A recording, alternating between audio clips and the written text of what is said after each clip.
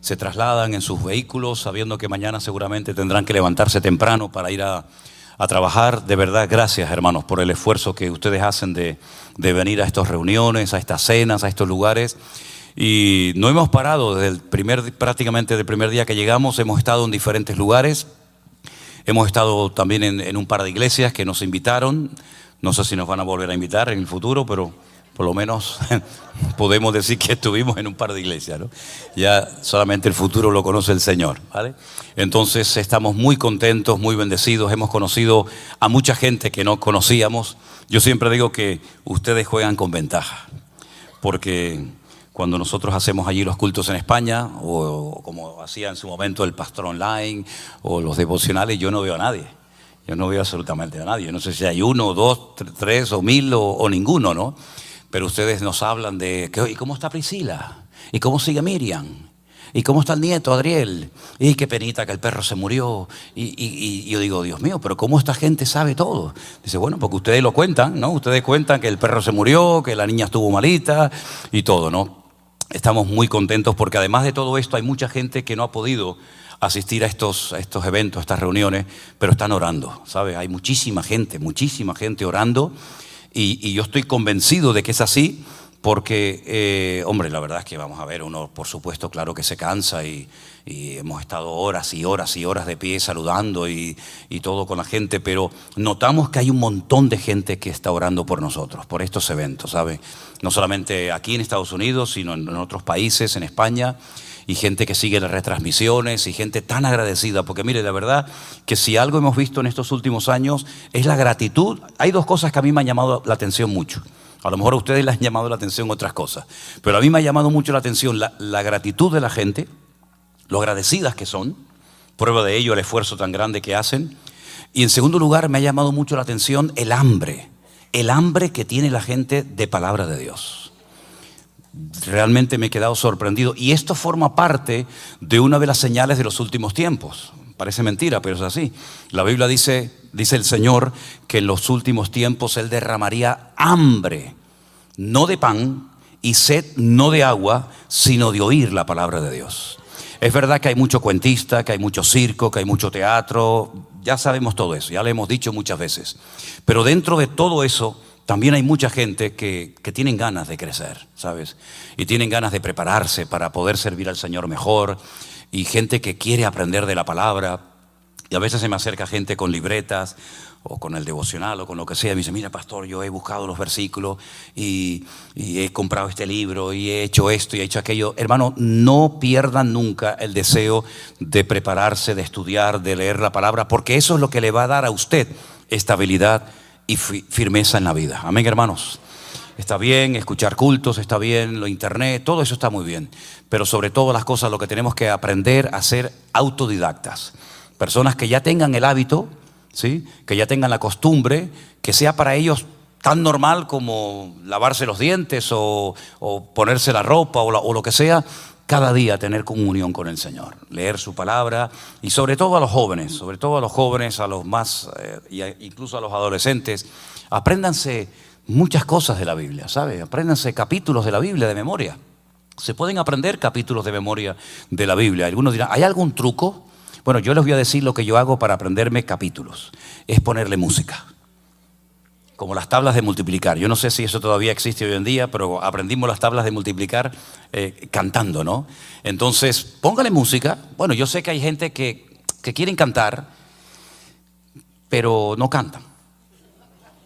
Es decir, gente que desafina, pero cuando nadie le escuche, cuando usted está sola ahí en la ducha, ¿verdad? Para que no se nos vaya el sol de la Florida y para que no tengamos tormentas ni nada de eso. Usted cante salmos de la palabra del Señor y te va a ayudar mucho, te va a ayudar muchísimo. Una vez conocí a un muchacho que quería cantar en alabanza. Y le dije, qué bien, gloria a Dios que quieres cantar. Vamos a hacerte una pruebita, mijo. Entonces le dije, a ver, coge este tono. Upa. Digo, bueno, vamos a probar con otro. A lo mejor tiene la voz más bajita, ¿no? Nada, bueno, vamos para arriba. Bueno, al final le digo, mira, ¿sabes una cosa? Tengo la sensación de que tú llegas a tu casa, tocas el timbre y desafina. Entonces, mira, ¿no te gusta otra cosita? ¿Otra cosita no te gusta? Bueno, tocar la guitarra, digo, toca la guitarra. toca la guitarra porque la verdad es que no es lo tuyo, ¿no? En España hubo un famoso cantante y un famoso guitarrista, ya los dos murieron. Uno se llamaba Paco de Lucía. Dentro del mundo de la música se llegó a considerar el mejor guitarrista del mundo. Sinceramente, era un virtuoso de la música. El sueño de Paco de Lucía fue ser cantante flamenco. Y el sueño de un cantante que lo llamaban el camarón de la isla era ser un guitarrista flamenco. Entonces uno se ponía a cantar y el otro se ponía a tocar y la cosa no fluía. Entonces, como dice el refrán, zapatero a tu zapato. Paco se cogió la guitarra, un tocador, un músico de guitarra espectacular, el otro se dedicó a la música y fueron mundialmente conocidos. Entonces creo que lo importante en la vida es primeramente preguntar al Señor, ¿cuál es el plan que tú tienes para mi vida? Porque claro, yo quiero ser piloto de aviación, pero hombre, si voy con un perro y con un bastón, difícilmente puedo ser piloto de aviación. Hay un pasaje en la Biblia, no voy a hablar de ese, pero quiero decirlo porque a veces hay creyentes que se frustran, porque dicen, es que yo quería hacer esto y me salió mal. Pues o vuelva a intentarlo, o a lo mejor el Señor te está cerrando esa puerta y te ha abierto otra y no te has dado cuenta. La Biblia dice que un día Pedro y Juan subían al templo a la hora de la oración para orar, y la palabra del Señor dice que estaba allí un paralítico de nacimiento. Todos conocen la historia, ¿no? Hechos capítulo 3. La palabra del Señor dice que el hombre extendió la mano esperando recibir algo de ellos. Fíjate qué interesante lo que le dijo Pedro y Juan también a este muchacho, a este hombre. No tengo ni plata ni oro. Si en este momento no dispongo de recursos económicos para ayudarte, pero tengo lo que tengo, te lo voy a dar. Y a mí eso siempre me impactó, cómo un hombre de Dios como Pedro fue capaz de reconocer lo que no tiene, pero también fue capaz de reconocer y de usar lo que el Señor le había dado. Entonces todos y cada uno de los hijos de Dios tenemos talentos, tenemos dones, tenemos habilidades, cosas que usted sabe hacer. Ponga ese don, ponga ese talento en las manos del Señor. Y no se empeñe en hacer cosas a las cuales el Señor no lo ha llamado ni lo ha capacitado. Y no se ponga triste, al contrario, por lo menos sabe a lo que no tiene que dedicarse. Pero pídale al Señor sabiduría para que usted pueda ser una persona útil en las manos del Señor y usted pueda fluir y ser utilizado y dar fruto a 100 por 1 en las cosas en las cuales el Señor le ha capacitado. ¿Cuántos dicen amén? A mí me hubiera gustado ser un pianista, un virtuoso del piano. Tengo en mi casa un piano, lo toco, pero ahí como una cosa privada, ¿no? Pero hermanos queridos, lo importante en la vida, sobre todo las cosas, es prepararnos, dejarnos tratar, dejarnos moldear por el Señor y aprovechar todas y cada una de las oportunidades que el Señor nos da para prepararnos, porque llegará el momento que llegará la oportunidad de tu vida. ¿Cuántos dicen amén? Cierra tus ojos un momentito, vamos a orar a nuestro buen Dios y vamos a pedirle que la palabra que vamos a escuchar en esta noche sea de bendición para nuestra vida y nos haga bien a nuestro espíritu, a nuestro ser. Y cuando salgamos por esas puertas, podamos decir, hoy el Señor otra vez volvió a hablar a mi vida. Aleluya. Gracias, Señor, por esta oportunidad maravillosa que nos das de poder estar aquí reunidos, un grupo de tus hijos que te amamos. Hemos cantado a tu nombre, hemos honrado tu nombre. Nos hemos gozado en el tiempo de alabanza que hemos tenido. Pero ahora queremos, buen Dios, que tú nos hables a través de tu hermosa y poderosa palabra. Que podamos salir de aquí bendecidos, fortalecidos en la fe. Y que podamos, Señor, seguir adelante caminando en el nombre del Señor cada día. Pedimos todo en el nombre de Jesús. Amén y amén. Quiero llevarles al tercer evangelio, el evangelio de Lucas, concretamente al capítulo 8, donde hay algunas historias muy interesantes, pero en esta ocasión quiero hablar de una mujer. Si ustedes se han dado cuenta, dicen las estadísticas que el 75% casi de las personas que asisten a una iglesia suelen ser generalmente mujeres. Me llama mucho la atención que cada vez vienen más hombres a los eventos que hacemos. Al principio la mayoría eran mujeres, pero cada vez vienen más hombres y me alegro muchísimo de ello. Y la Biblia está llena de historias de hombres buenos y malos que por lo que hicieron pasaron a la historia. Pero también la Biblia, y hay que ser honesto y hay que ser realista, la Biblia está llena de nombres, de vidas, de mujeres que también pasaron a la historia por lo que hicieron, por la forma como vivieron, por las decisiones que tomaron y sobre todo por la fe que tenían. De hecho, hay un capítulo que les recomiendo que lo lean, y si pueden, apréndanselo de memoria, porque es un capítulo monográfico que gira en torno al tema de la fe, que es extraordinario, que es el capítulo 11 la carta a los Hebreos, que nos habla de hombres y de mujeres que por lo que hicieron o por lo que dijeron pasaron a la historia. Ahí se habla de Abraham, se habla de Jacob, de José, de Moisés, etcétera, pero también se habla de algunas mujeres. El caso del texto de esta noche, se nos habla de una mujer, pero no nos dice la Biblia cómo se llamaba. ¿Por qué? Bueno, el Señor sabrá. Pero lo que está bien claro que la historia es muy interesante y dice así. Lucas capítulo 8, verso 4. Una mujer que padecía flujo de sangre desde hacía 12 años y que había gastado en médicos todo cuanto tenía y por ninguno había podido ser curada. Lucas, el que está escribiendo el Evangelio, probablemente era médico. Y él no da un dato muy interesante que otro evangelio nos dice que había gastado todo cuanto tenía en médicos, por ninguno había podido ser curada, y añade otro evangelio, sino que cada vez se encontraba peor. Tal vez para no tirarse piedras contra sí mismo, Lucas no dijo eso, ¿no? Pero sí dijo que esta mujer había gastado todo su dinero en médicos y ninguno la había podido curar. Sigue diciendo la historia en el verso 44. Se le acercó por detrás y tocó el borde de su manto, y al instante se detuvo el flujo de su sangre, al momento. Entonces Jesús le dijo, ¿quién me ha tocado? Ahora, la palabra que sale aquí como tocar a Jesús y tocó a Jesús es exactamente la misma expresión, la misma palabra que aparece en uno de los evangelios cuando dice que María Magdalena fue al sepulcro muy temprano a la mañana y dice que cuando vio al maestro, dice que quiso agarrarlo. Eso es realmente lo que dice la palabra. No es solamente tocar, sino que agarró al Señor y no quería soltarlo, ¿verdad? Eso es lo que esta mujer de esta historia hizo en aquel momento. Agarró el manto, el borde del manto del Señor Jesucristo, y no quería soltarlo. Entonces es cuando el Señor dice, ¿quién me ha tocado? Y negando todos, dijo Pedro y los que con él estaban, maestro, la multitud te aprieta y te oprime y dices, ¿quién me ha tocado? Una pregunta rara, ¿no? Una pregunta un tanto extraña. Pero Jesús dijo, alguien me ha tocado porque yo he conocido que ha salido poder de mí. ¿Cuántos dicen amén? Tremendo, ¿no? Como el Señor notó que alguien le había tocado con fe, con una actitud diferente. Entonces, cuando la mujer vio que no había quedado oculta, vino temblando y postrándose a sus pies, le declaró delante de todo el pueblo por qué causa le había tocado y cómo al instante había sido sanada. Y él le dijo, hija, tu fe te ha salvado. Ve en paz. ¿Cuántos dicen amén a esta palabra hermosa, verdad? ¿Cuántas veces hemos leído esta historia? Incluso hay por ahí una canción muy bonita que habla acerca de lo que le pasó a esta mujer, de cómo vivía.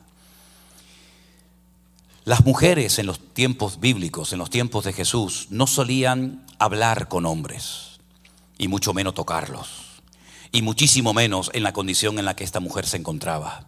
Las leyes de purificación del pueblo de Israel eran y siguen siendo muy estrictas.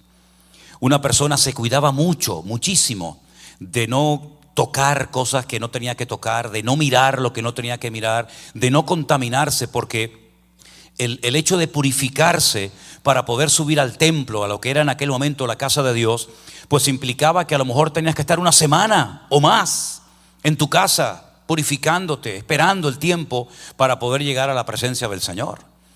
Lo que está bien claro que esta mujer que estaba inmunda no podía entrar nunca al templo en esa condición. Esa mujer en esa condición no podría entrar a ninguna sinagoga. Esa mujer todo lo que tocaba quedaba totalmente inmundo. Y si tocaba a un hombre en público y lo impurificaba, pues probablemente cualquiera podía haberla matado a pedradas sin ningún problema. Por lo tanto, era una mujer no solamente inmunda, era una mujer débil porque estaba perdiendo durante 12 años sangre. La Biblia dice que la sangre es la vida es la sangre. Esta mujer se arruinó económicamente hablando porque dice que gastó todo cuanto tenía, creyendo que los médicos podían solucionar su problema, y más bien fue todo lo contrario, cada vez estaba peor. No solamente estaba débil, impura y arruinada, sino que probablemente era una mujer solitaria, porque nadie podía convivir con ella. Esta era una causa de divorcio en la época de Jesús.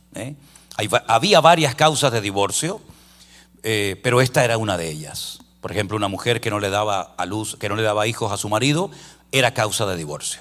De hecho, hay algo que se llama en hebreo la ketubá, que es un contrato prematrimonial que se hace donde el hombre se compromete a una serie de cosas con su esposa, la esposa con su marido, y si se quebranta ese acuerdo, pues se le da carta de divorcio. Y este era uno de los motivos. Un hombre no iba a convivir su vida, no iba a compartir su vida con una mujer que estuviera en estas condiciones. No solamente eso, sino que además esta mujer era judía. Y ella sabía que como judía jamás iba a poder rehacer su vida ni con otro hombre, ni siquiera espiritualmente. Porque dice que el problema que tenía ya lo llevaba arrastrando por mucho tiempo, por 12 años. Una vida triste, una vida solitaria, enferma. Había perdido toda la ilusión, toda la esperanza. Pero hay algo que me llama mucho la atención de esta mujer. Y es que tenía algo fundamental para la vida, y es que tenía un rayito de fe. Ella decía, otros evangelios lo cuentan, que si tan solo tocare el borde de su manto, ella creía que las cosas podían cambiar. Pero el borde del manto ¿de quién? Porque todos los judíos llevaban y llevan un manto, el famoso talit. Pero el manto y el borde ¿de quién? ¿De cualquier sacerdote, de cualquier persona, cualquier hombre que pasara por el camino? No. Ella, como buena judía, sabía que las profecías y los profetas del Antiguo Testamento habían hablado acerca de que algún día, en algún momento de la historia, vendría el ungido, el Mashiach, el Mesías, y todo lo sería solucionado por el Mesías. Los enfermos serían sanados, los muertos resucitarían, y tantas cosas más. Ella tenía esa ilusión, esa fe, esa confianza de que algún día podría tocar el borde del manto del Mesías y ser sana de ese azote, de ese flujo de sangre que ella tenía. La palabra de Dios nos enseña que esta mujer tenía esa confianza y esa fe. ¿De dónde le vino esa confianza en ese hombre que pasaba en ese momento, que era el verdadero Mesías? Bueno, probablemente la gente ya en aquel tiempo conocía perfectamente quién era el Señor Jesucristo. Ella seguramente habría oído, oye, este hombre ha levantado muertos. Este hombre ha resucitado gente, cosa que no hacía nadie en aquella época. Este hombre ha limpiado leprosos, cuando los leprosos también eran inmundos y tenían que salir fuera de las ciudades, apartarse de por vida, a morir en las montañas, ¿verdad? Esperando la muerte. Como veían cómo se iba deteriorando su organismo día tras día. Esta mujer había oído cómo el Señor fue al estanque de Betesda y sanó a un hombre que hacía 38 años, mucho más años que ella, a pesar de que era paralítico. Seguramente los milagros de Cristo estaban en boca de todo el mundo, y ella tenía esa confianza, y por fin llegó su oportunidad. Por fin llegó el momento en el que ese hombre, ese ungido, ese Mesías pasó delante de ella. Pero ¿cómo acercarse públicamente a tocar al maestro? Me van a matar, no tengo ninguna posibilidad, estaba debilitada.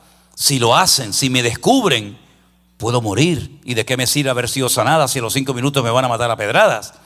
Por eso dice la Biblia que cuando fue descubierta, la Biblia nos enseña que estaba temblando, muerta de miedo, porque no había pasado desapercibido el toque de fe y de confianza que había puesto en el Señor. Ahora, como he dicho en varias ocasiones, todo tiene una explicación en la palabra de Dios. No hay nada que se ha puesto para rellenar un texto, para hacer más amplio el capítulo. No. Todo en la Biblia tiene una explicación, ¿verdad? Hemos dicho en varias ocasiones que el idioma del Antiguo Testamento, el hebreo, es un idioma que tiene muchas, miles de características, pero una de ellas es que es un idioma alfanumérico.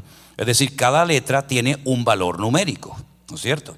Y cada letra tiene un valor numérico y cada número tiene una letra, ¿verdad? Cuando ustedes quieren aprender hebreo, se tienen que aprender las letras con su correspondiente valor numérico, las unidades, las decenas, las centenas, etcétera, etcétera. Ahora bien, cuando esta mujer dice que quería tocar el borde del manto de Jesús, ¿cuál es la explicación? ¿Por qué ese empeño en tocar esa parte del manto de Jesús? ¿Por qué no dijo que me gustaría tocarle la espalda, la cabeza, el hombro, la cara, la barba? ¿Por qué el borde de sus vestiduras?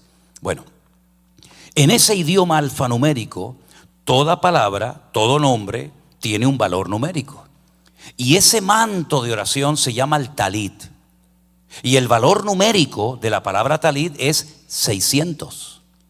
Ella, como buena judía, sabía perfectamente que la Torá, que la ley de Moisés, tenía 613 mandamientos. 613 mandamientos. Era como una especie de gran constitución para que los agricultores, los ganaderos, los soldados, etcétera, etcétera, supieran cómo comportarse en cada momento de la vida en el que se encontraran. Ellos sabían que hay muchas cosas que recuerdan a esos 613 mandamientos, y una de esas cosas que lo recuerda es el manto de oración. Pero si la palabra talit en hebreo suma y el valor numérico es 600, faltan 13 para poder completar el número completo de 613 mandamientos. ¿Cómo solucionan ese problema? ¿Saben cómo hay un refrán que dice que una imagen vale más que 1000 palabras? Yo les he traído el manto de oración para que ustedes lo vean. ¿Me lo puedes subir, por favor? No sé si han visto alguna vez un manto de oración. Gracias. Este es un manto de oración que se usa única y exclusivamente por los varones. Las mujeres no usan este manto de oración que se llama el talit, ¿vale? Entonces, este manto de oración se pone en varios momentos durante el día, de la semana, para tener un tiempo especial de oración. Este es un talit muy bonito. Yo tengo unos cuantos en casa, pero este sobre todo es un talit muy bonito y se coloca de esta manera. ¿Okay? Se pone el manto de oración y entonces cuando la persona va a leer la palabra, coge estos se llaman tzitzit, ¿vale?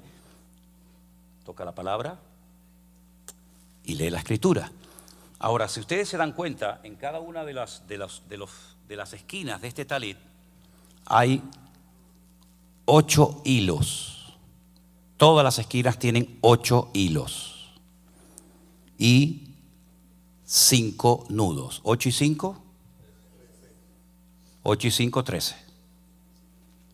¿Y cuál era el valor numérico de la palabra talit?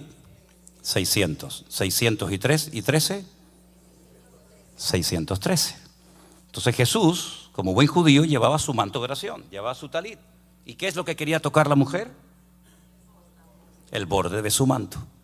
Los 613 mandamientos. Porque no podía entrar a ninguna sinagoga. No podía entrar a ningún templo. No podía ir a la presencia de Dios porque estaba inmunda. Esto fue lo que le cortó David al rey Saúl. Esto fue lo que le cortó. Algunos judíos dicen que por eso después, cuando era mayor, tenía mucho frío, para acordarse de que le rompió el borde de las vestiduras del manto de oración al rey Saúl, ¿verdad? Este es el famoso manto de oración. Este es el talit que se utilizaba y se sigue utilizando para orar, y representa y recuerda la palabra de Dios en la vida de un varón, en la vida de una persona. Ella tenía tanta fe en la palabra de Dios que ella sabía perfectamente que no toca el suelo. Ella sabía perfectamente que la palabra de Dios tiene poder. Y tú y yo tenemos que tener la completa seguridad de que la palabra de Dios, da igual si la lees en español, en hebreo, en griego, en arameo, en quechua, en japonés, en chino o en el idioma que tú quieras. Tú tienes que partir de la base que este libro que tú tienes en tu mano es la palabra de Dios revelada, inspirada por el Espíritu poderoso y santo de Dios, para que tú sepas en todo momento de la vida, como padre, como madre, como hijo, como pastor, como viuda, soltera, casado o lo que sea, tú sepas en todo momento cómo tienes que comportarte y tener tu relación con el Señor cada día. No es un libro normal y corriente. No hay ningún libro en el mundo que tenga las características de este libro. El centro, si partiéramos la Biblia exactamente por la mitad y hubieran los mismos versículos y capítulos a un lado y a otro, el centro de la Biblia es el Salmo 118, que dice: mejor es confiar en Dios que confiar en los hombres. Mejor es confiar en Dios que confiar en los príncipes. Ese es el centro exacto de la escritura, de la palabra del Señor. Es un libro único porque todos los libros los escribe una persona. Pero este libro no lo escribió una persona, lo escribieron más de 40 personas. 40 personas que entre ellos la mayoría no se conocían. Fue escrito fundamentalmente en 2 idiomas. El Antiguo Testamento mayoritariamente en hebreo, aunque hay muchas partes de arameo, y el Nuevo Testamento en griego. 3/4 partes del material que tenemos en este libro es material profético. No hay ningún libro en el mundo que contenga tantas profecías como este libro. Profecías que se han cumplido, profecías que se están cumpliendo y profecías que se cumplirán.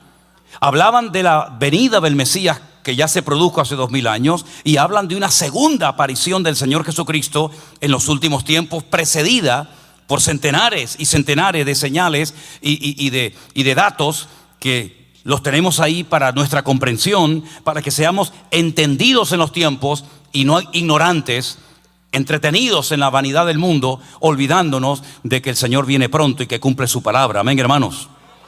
Es un libro que da vida. Es un libro que transforma a la gente. No he conocido nunca a nadie que de verdad, de corazón, no en plan así con una mala actitud, sino de verdad, de corazón, que quiere conocer la verdad, se adentra en las páginas de este libro. Y es un libro que transforma pueblos, países enteros. Es un libro que te da paz. Es un libro a través del cual Dios te habla. Y uno puede decir, bueno, pero ¿qué tiene este libro que lo puedes leer toda tu vida y no te cansas? Puedes comprar un buen libro, no sé, el que tú quieras, y lo puedes leer 1, 2, 3, 4, 20 veces, pero llegará un momento que ya te aburre, ya lo has leído. Incluso a lo mejor algunos libros los han hecho en película también o en series, ¿no? Sin embargo, la Biblia la lees y la lees y la lees y vuelves a leer a lo mejor lo mismo que has leído la semana pasada o el mes pasado o el año pasado, y Dios te sigue hablando a través de ella. Porque es la palabra de Dios, no es la palabra de un hombre normal y corriente. Es un libro vivo que no caduca con el tiempo. Es algo impresionante, queridos hermanos. Fue el primer libro en la historia de la humanidad que se imprimió en Europa con la famosa imprenta de Gutenberg. Es un libro que se ha traducido a más de 3.500 idiomas. Es un libro donde Dios ha dejado sus promesas para que sepamos qué es lo que Dios pide de nosotros, qué es lo que a Dios le agrada el corazón y qué es lo que a Dios le abomina y no soporta que hagamos o practiquemos. Y esta mujer tenía tanta fe en esa palabra que ella se jugó la vida por tocar algo que en aquel momento representaba o simbolizaba el poder de la palabra de Dios.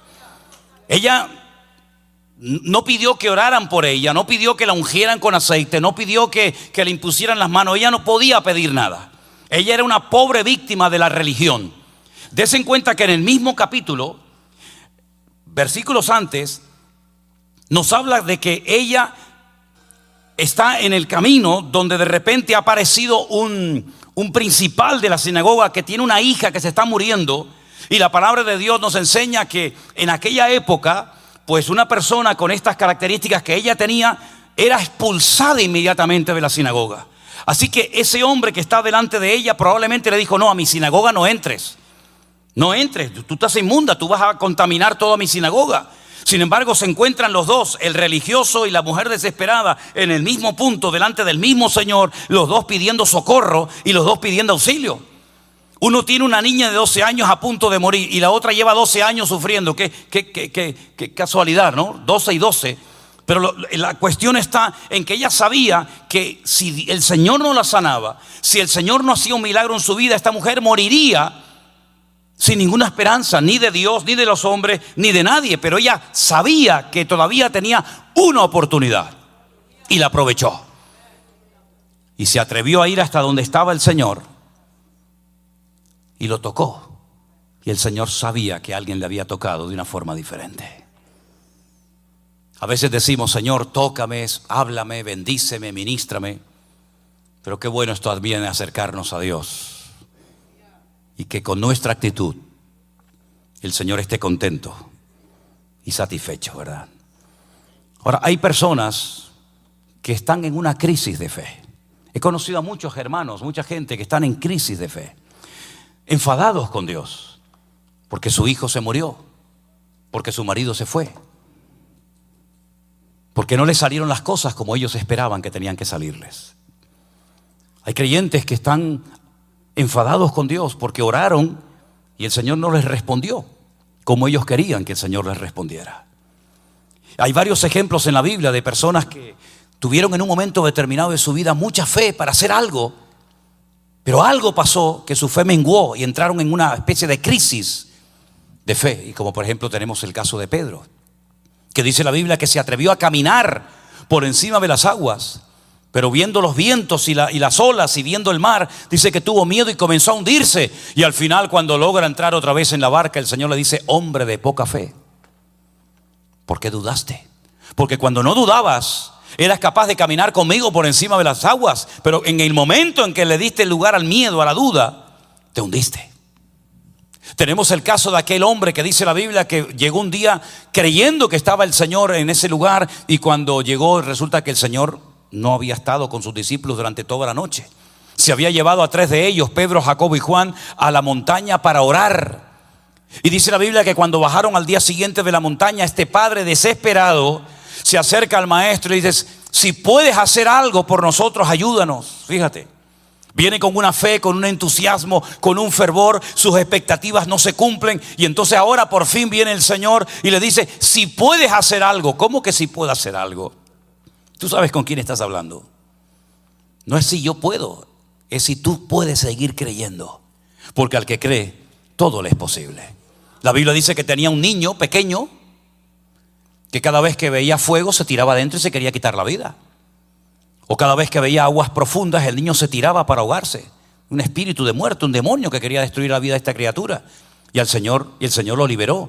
Cuando por fin se produce el milagro, sus discípulos, sorprendidos de ver lo instantáneo que fue la respuesta y la actuación del Señor, le dicen al Señor: Señor, ¿por qué tú pudiste echarlo y nosotros no? Y le dice: por vuestra falta de fe. Por vuestra falta de fe. Esta mujer logró cambiar de vida porque utilizó tal vez la mucha o la poca fe que tenía y logró acercarse al Señor. Y el que pone su fe en el Señor le sorprende y le transforma la vida. ¿Cuántos dicen amén? Bendito sea Dios. Nos ha pasado a todos y a cada uno de nosotros. No tenemos fe en la fe. La fe no es una llave maestra, una varita mágica que todo lo consigue. No. Dice la Biblia: tened fe en Dios. Ahora, vivimos en un mundo, vivimos en unos tiempos en los que quieren envenenar nuestra fe. Por ejemplo, hace unas semanas atrás, cuando estaba en España, me llamaron de una emisora de radio de San Antonio, donde vamos a estar dentro de unos días, en Texas. Y me decía la hermana, con un pastor que estaba allí haciéndome preguntas y todo, me dice que han notado en las iglesias, incluso en estos eventos que estamos a punto de celebrar allí, que algunos hermanos tenían miedo de ir por toda esta ley que ha salido de deportarte. Y yo le dije: mira, yo no sé quién es esa gente, pero diles de parte mía que ha llegado el momento de demostrar su fe y su confianza en Dios. Porque si yo tengo miedo y me encierro en mi casa y que nadie se entere que estoy aquí, y apago las luces y cierro la puerta y bajo las cortinas y no voy a la iglesia por miedo a que los hombres me echen de aquí, pues no hace falta que me vengan a buscar. Yo abro la ventana y digo: sí, hola, estoy aquí. No hace falta que me vengan a buscar, yo estoy aquí.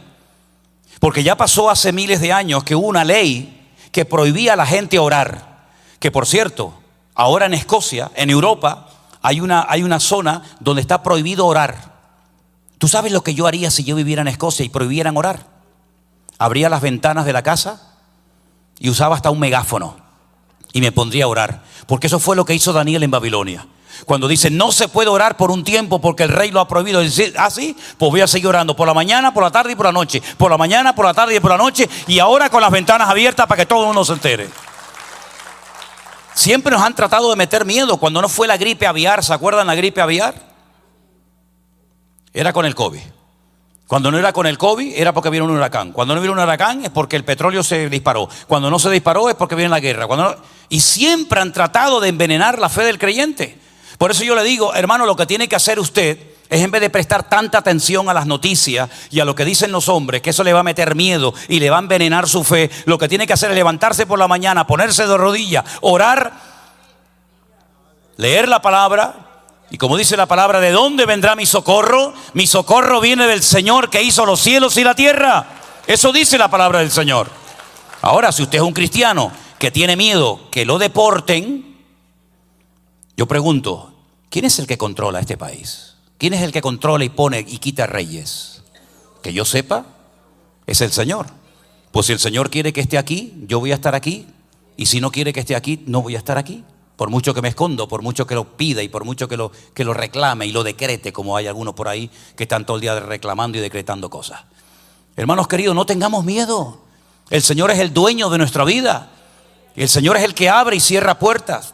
El Señor es el que ha prometido estar con nosotros todos los días hasta el fin del mundo. Alimente su fe con la palabra, no con las noticias de la televisión, que va a vivir asustado y va a vivir todo el día con miedo. Y dice la Biblia que el miedo no es de Dios.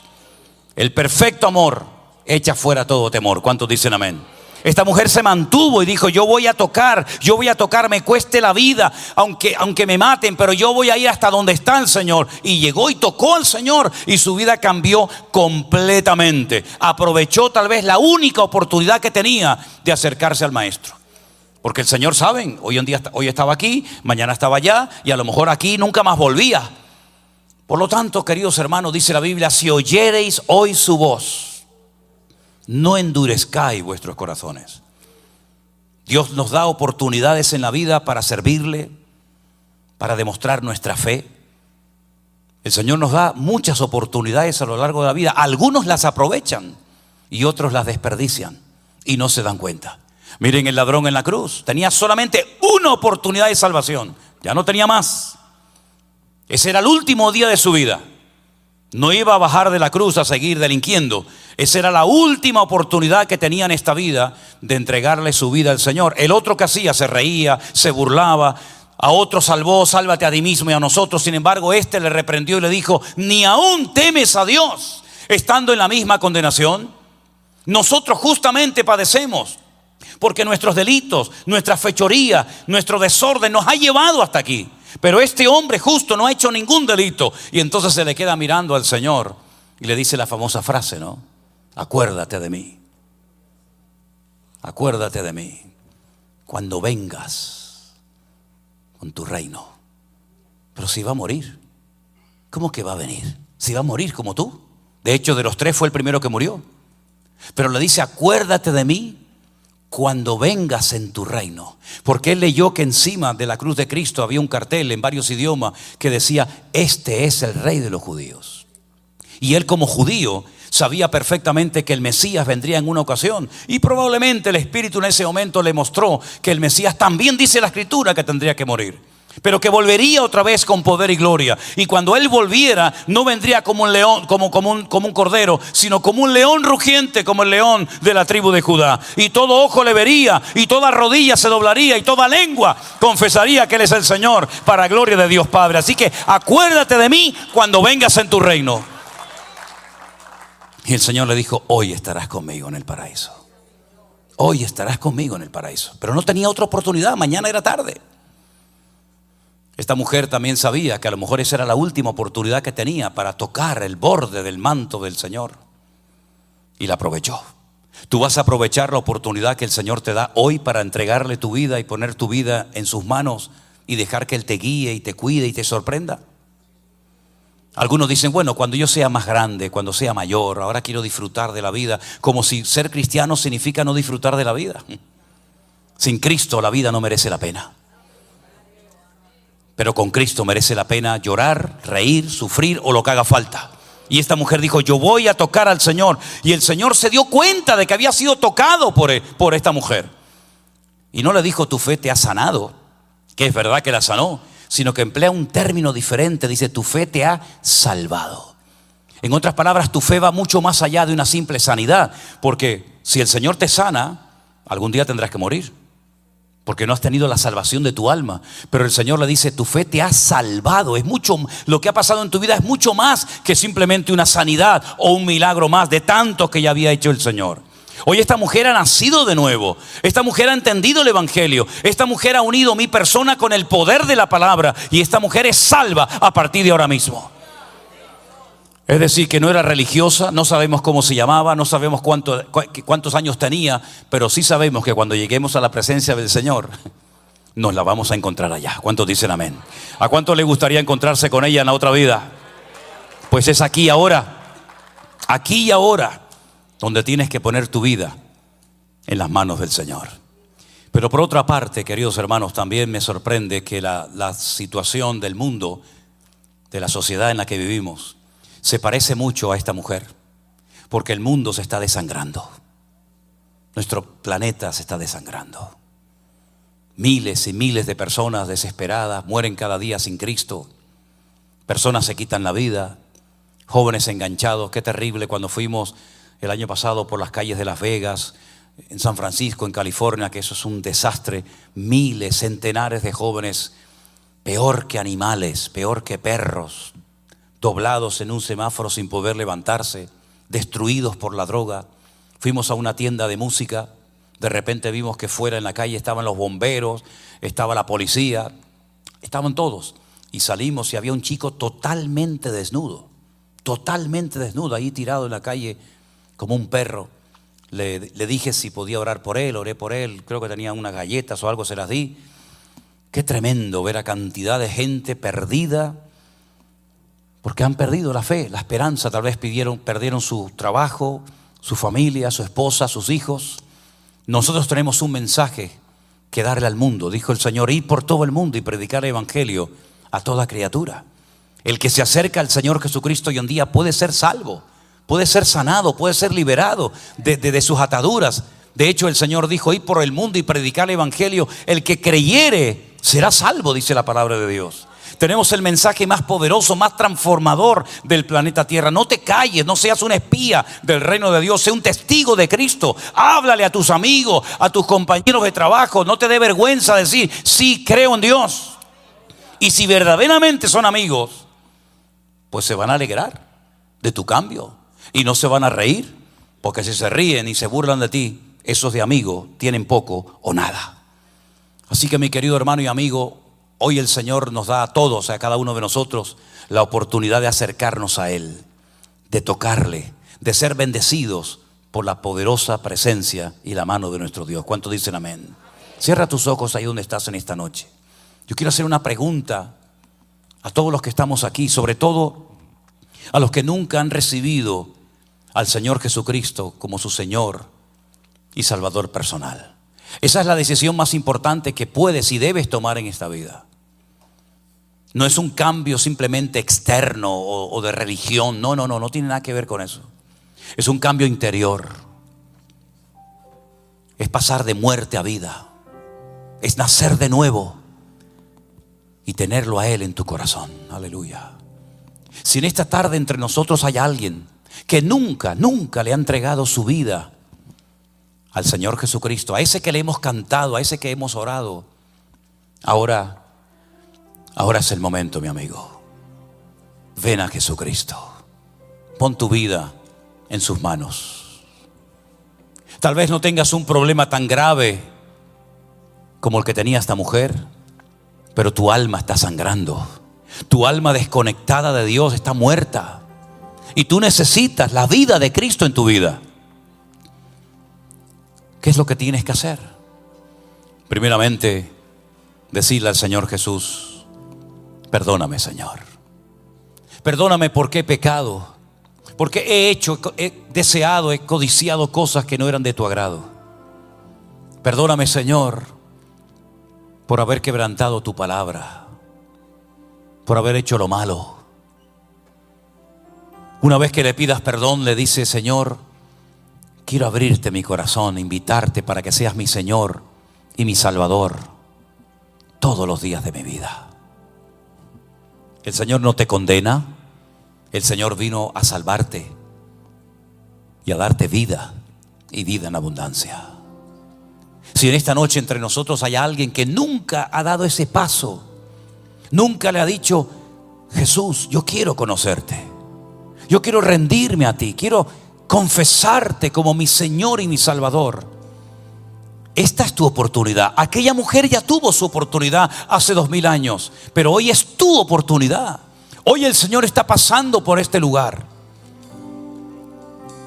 Él quiere restaurar tu vida, perdonar tus pecados, salvar tu corazón. Si a alguien en esta tarde le quiere entregar su vida a Jesús, quiero orar por ti. Levanta tu mano para que el Señor hoy haga ese milagro en tu vida. ¿Alguien? Dios te bendiga. ¿Alguien más? ¿Alguien más le quiere entregar su vida al Señor Jesucristo? Dios te bendiga. Amén, gloria a Dios. Dios te bendiga. Gloria a Dios, gloria a Dios. El Señor Jesucristo una vez fue a una ciudad llamada Samaria para hablarle a una mujer. Y tiempo más tarde a un predicador muy conocido de la época llamado Felipe lo mandó al desierto para ganar a una sola persona. Y era el etíope, que venía leyendo al profeta Isaías y no entendía nada. Aunque solamente hubiera una sola persona que hoy le quiere entregar su vida y su corazón a Cristo, ya ha merecido la pena esta reunión. Aleluya. Los que levantaron su mano voy a pedir que pasen adelante un momentito, por favor. Déjame orar por ti. Venga, tenga miedo. Venga adelante. Los demás estamos orando, ¿sí? Los demás hermanos orando. Vamos a orar por estas personas que en esta noche. Dios te bendiga. Bendiciones, ponte por aquí. Dios le bendiga. Bienvenido. Dios le bendiga. Gloria a Dios. Gloria a Dios. Mírenme a mí, desen la vuelta. Miren, pase adelante. Dios te bendiga. Dios te guarde. Dios te bendiga mucho. A ti también. Dios te bendiga. Amén. Yo quiero que en esta noche los que están aquí delante, que han pasado, cierren sus ojos. Y yo les voy a guiar en una sencilla oración para que usted en este momento con fe se acerque a Dios y le entregue su vida a Él. ¿Sí? Diga conmigo en altavoz: Señor Jesús, muchas gracias por haber muerto por mí. Yo creo, Señor, que tú moriste en la cruz por mis pecados. Y yo te pido perdón, Señor. Pero también te pido, Señor, que a partir de hoy tú seas mi Señor y mi Salvador. Inscribe mi nombre, dígalo. Escribe mi nombre ahora, Señor, en el libro de la vida. Porque yo a partir de hoy te seguiré todos los días de mi vida. En el nombre de Jesús te lo pido con toda mi alma, Señor. Vamos a orar por ustedes. Señor, te doy gracias por estas vidas que en esta noche han pasado aquí delante, porque han oído tu voz, han oído tu palabra. Entienden que esta es una oportunidad de oro, una oportunidad que no pueden pasar, Señor, para ponerse en orden contigo. Gracias por ellos, gracias por cada una de estas vidas. Te rogamos, Señor, en el nombre de Jesús, que este paso, esta determinación que han tomado en esta noche sea firme y estable. Y que puedan seguirte a ti todos los días de su vida, y que nada ni nadie robe la semilla que hoy ha sido plantada en sus corazones. Señor, que te conozcan, que te honren, que te sirvan, que te sigan fielmente todos los días de su vida. Y te damos gracias por cada uno de ellos. Obra en sus familias, obra en sus circunstancias personales, Señor. Sorpréndeles, Señor, métete en ellos para que ellos puedan conocer el poder de Dios, como aquella mujer desesperada, solitaria y débil y enferma te conoció. Señor, que ellos te honren todos los días de su vida y que puedan experimentar el gozo de la salvación, la paz que sobrepasa todo entendimiento humano. Gracias por cada uno de ellos, Señor.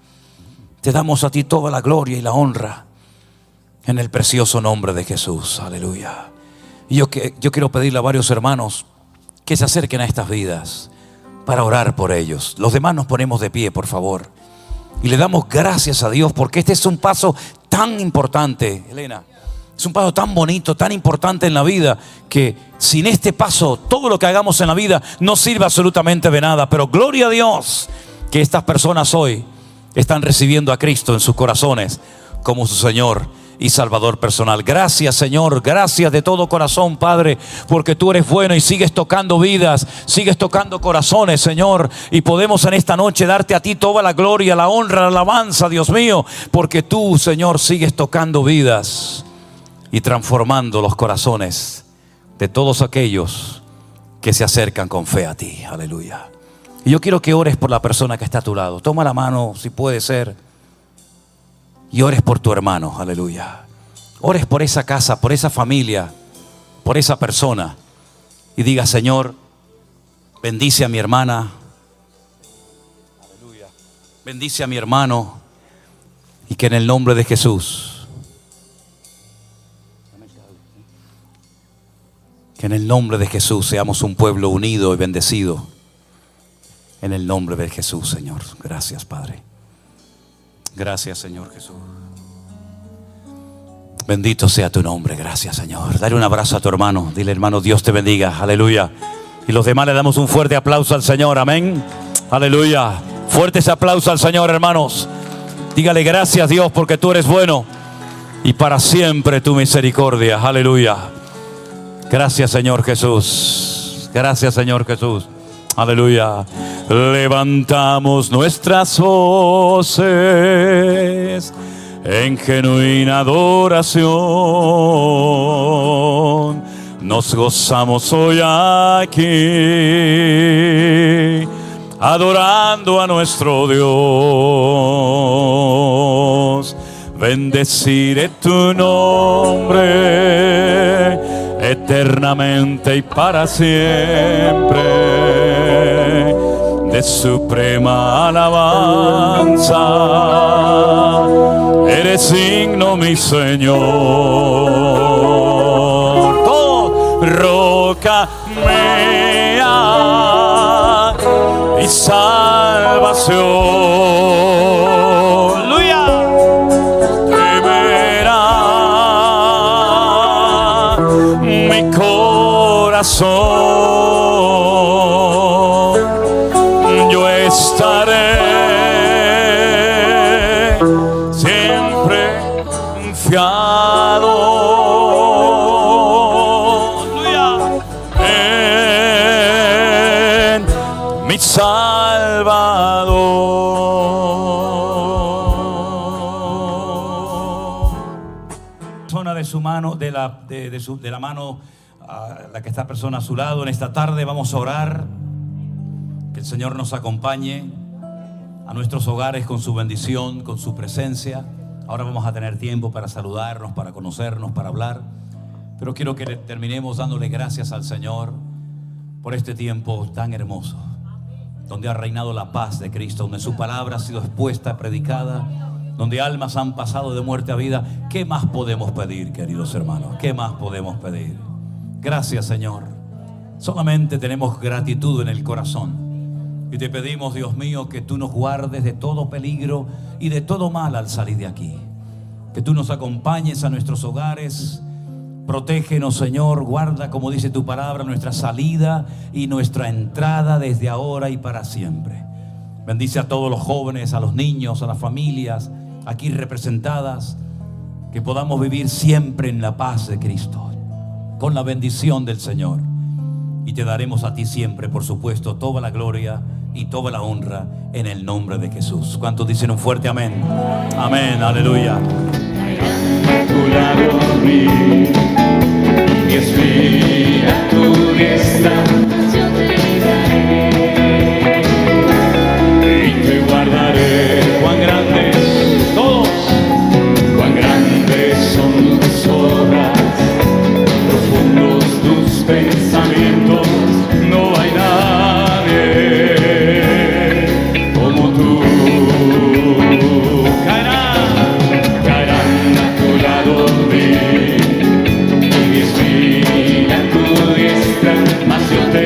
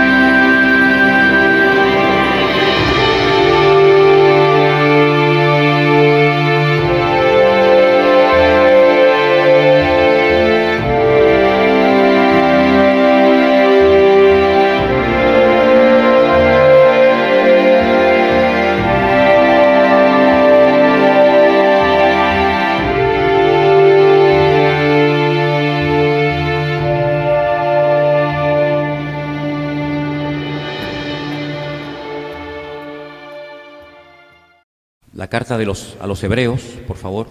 La carta a los Hebreos. Vamos a estar viendo en esta tarde unos versículos, creo que muy interesantes, que nos van a venir muy bien. Carta de Hebreos, capítulo 12, por favor.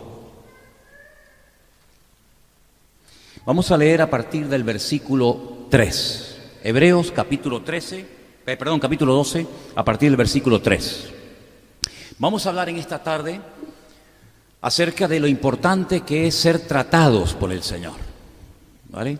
Lo importante, lo necesario que es ser, tal vez una palabra que a algunos no les guste, le puede resultar chocante, pero es la que vamos a leer, es la que dice la Biblia, ser disciplinados por el Señor. A veces la palabra disciplina nos suena fea, ¿no? Nos suena fuerte, como algo negativo, como algo malo, todo lo contrario. De hecho, discípulo viene de disciplina, ¿no? El estar bajo la disciplina, bajo el trato, bajo el cuidado, la protección del Señor es lo mejor que nos puede pasar, ¿no? Y hay 3 puntos que quiero destacar en esta tarde que el Señor va a utilizar en momentos puntuales de nuestra vida. Los puede utilizar los 3 al mismo tiempo o, en fin, o escalonadamente. Y los 3 principios empiezan por la letra P, así que se los van a aprender muy fácilmente, más fácil imposible. Entonces vamos a arrancar a la lectura desde el versículo 3. Y dice, considerad, tener presente, recordar, a aquel que sufrió tal contradicción de pecadores contra sí mismo. ¿De quién estamos hablando? El Señor Jesucristo. Para que vuestro ánimo no se canse hasta desmayar. Es decir, si piensas que en algún momento tú lo estás pasando mal, considera siempre que no hubo persona que recibió más críticas y más humillaciones y más ataques que él. Porque aún, dice el autor de esta carta, aún no habéis resistido hasta la sangre, combatiendo contra el pecado. Y habéis ya olvidado la exhortación que como a hijos se os dirige diciendo, hijo mío, no menosprecies la disciplina del Señor, ni desmayes cuando eres reprendido por Él. Y ese versículo es buenísimo, no me digan que no. Porque el Señor al que ama, disciplina. ¿Te das cuenta cómo la disciplina es buena? Y azota a todo aquel que recibe por hijo. Si soportáis la disciplina, miren lo que va a pasar. Si la soportamos, Dios nos va a tratar como a hijos. Porque ¿qué hijo es aquel a quien el Padre no disciplina? Pero si se os deja sin disciplina, y ahora dice algo tremendo, de la cual todos han sido participantes, entonces sois, fuerte, bastardos y no hijos. Fíjate lo importante que es la disciplina, el trato que Dios puede tener con una persona que acepta el trato de Dios, la disciplina de Dios, o que no la acepta y la rechaza y hasta la menosprecia. Fíjate la diferencia, ¿no? De ser tratado como un hijo a ser tratado como alguien que no tiene ningún derecho, un bastardo, ¿no?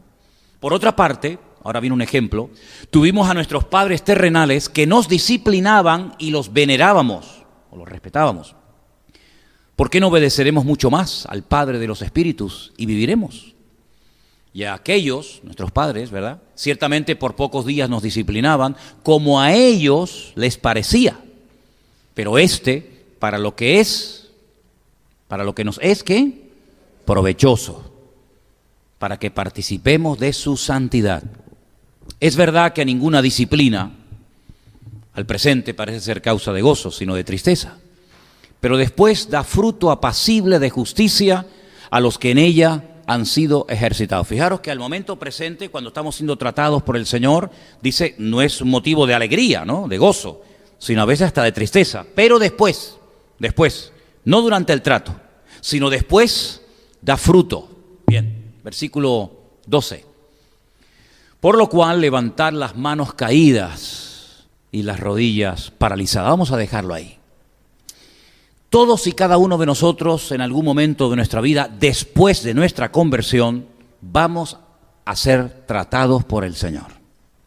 Así que no se sorprendan, no se pongan tristes, no se desanimen, no piensen tonterías, sino agradézcanle a Dios que Dios está tratando con su vida. Porque la Biblia nos enseña que si verdaderamente queremos experimentar el amor de Dios en nosotros, tenemos que pasar por el trato de Dios. No importa la edad que usted tenga, no importa la edad, si eres demasiado joven o eres ya entrado en años, no importa. Todos, exactamente, todos vamos a ser tratados en un momento puntual de nuestra vida por el Señor. Es decir, cuando nosotros nos convertimos, entendimos el Evangelio, le recibimos en nuestro corazón y le confesamos públicamente como nuestro Salvador y Señor, pues no nos fuimos inmediatamente a su presencia, sino que Él nos dejó. Y en este tiempo que nos ha dejado aquí, usted y yo tenemos la obligación de dejarnos tratar por el Señor. No hay nada peor que un cristiano salvaje. Y hay así, No hay nada peor que una persona a la cual no se le puede decir nada, porque enseguida se enfada, enseguida se molesta, enseguida se cambia de iglesia, enseguida reacciona, pues como eso, como un niño malcriado, ¿verdad? Ustedes ven, por ejemplo, a mi perro, ¿sí o no? A Trotsky. ¿Quién no conoce a Trotsky? Es un perro educado, ¿sí o no? No es un salvaje. No va rompiendo todo. A mí a veces me dice la gente, ay, pues yo tengo un perro que me rompe los sillones, me muerde los zapatos. Digo, porque tiene un salvaje. Si usted lo hubiera educado, si lo hubiera enseñado, a mí Trotsky nunca me ha roto nada, nunca. Es más, la única vez que me roncó, la única vez que se puso contra mí, y me lo hizo 3 veces, fue cuando le metí la mano en el plato de la comida. Y me roncó. Ahora, yo no tengo un chihuahua, Yo tengo un pastor alemán. Como un pastor alemán se te suba encima a ti, tienes que salir de la casa, ¿vale? Él tiene que entender el concepto de autoridad, pero bien claro, porque si no sería imposible vivir con un bicho de 50 kilos, y que en cualquier momento se te puede virar y hasta matar. Fíjate lo que te digo, ¿verdad? Entonces, nosotros como creyentes vinimos salvajes al Señor. Algunos dirán, no, yo no, tú también, tú también. No, pero es que tú también. Porque si no, el Señor te hubiera llevado a su presencia el día que le conociste, y ya está.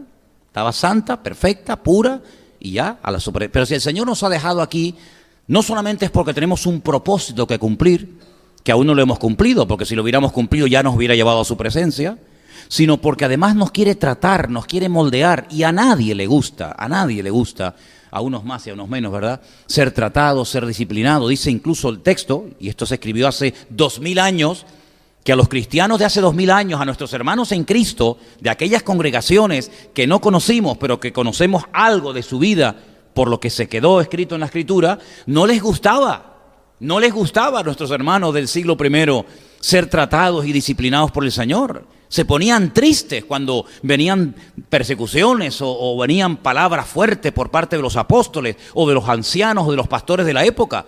Pero cuando el autor de esta carta les escribe, les dice, pero ustedes tienen que tener en cuenta de que el trato de Dios, el fruto no es instantáneo, sino que el fruto viene a posteriori, viene después.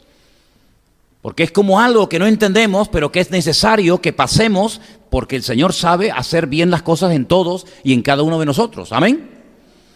Las 3 P's, las 3 cosas que el Señor va a utilizar, por decirlo de alguna manera, para moldear, para tratar con nuestra vida, la primera de ellas empieza por la P y es la palabra de Dios. ¿Cuántos dicen amén? La palabra de Dios. Segunda de Timoteo 3, 16 y 17. Escuche este texto, es buenísimo. Dice, toda la Escritura es inspirada por Dios. Vale, ya lo sabemos. Y es útil. Pero uno dice, bueno, ¿útil para qué? Mire, aprenda, escuche, para enseñar. ¿Tendremos que aprender cosas todavía? Pues claro. ¿Y cómo aprendemos bien las cosas? De la fuente, de la palabra. La palabra es útil para enseñar, para redarguir, ¿verdad?, amonestar, para corregir, para instruir en justicia. Propósito, a fin de que el hombre de Dios sea perfecto, es decir, completo, enteramente preparado para toda buena obra. ¿Se da cuenta? Dios va a utilizar la palabra como una espada para ir cortando de nuestra vida tradiciones, costumbres, hábitos, falsas creencias, falsas doctrinas, y eso no se arregla en 2 días. No porque el Señor no nos pueda cambiar en 2 días, Porque el Señor no tiene problema en cambiarnos. El problema lo tenemos nosotros cuando le impedimos al Señor cambiarnos. Entonces a veces retrasamos el proceso, repito, no porque Dios no pueda hacerlo instantáneamente, sino porque Dios muchas veces se topa de frente con nuestra propia voluntad.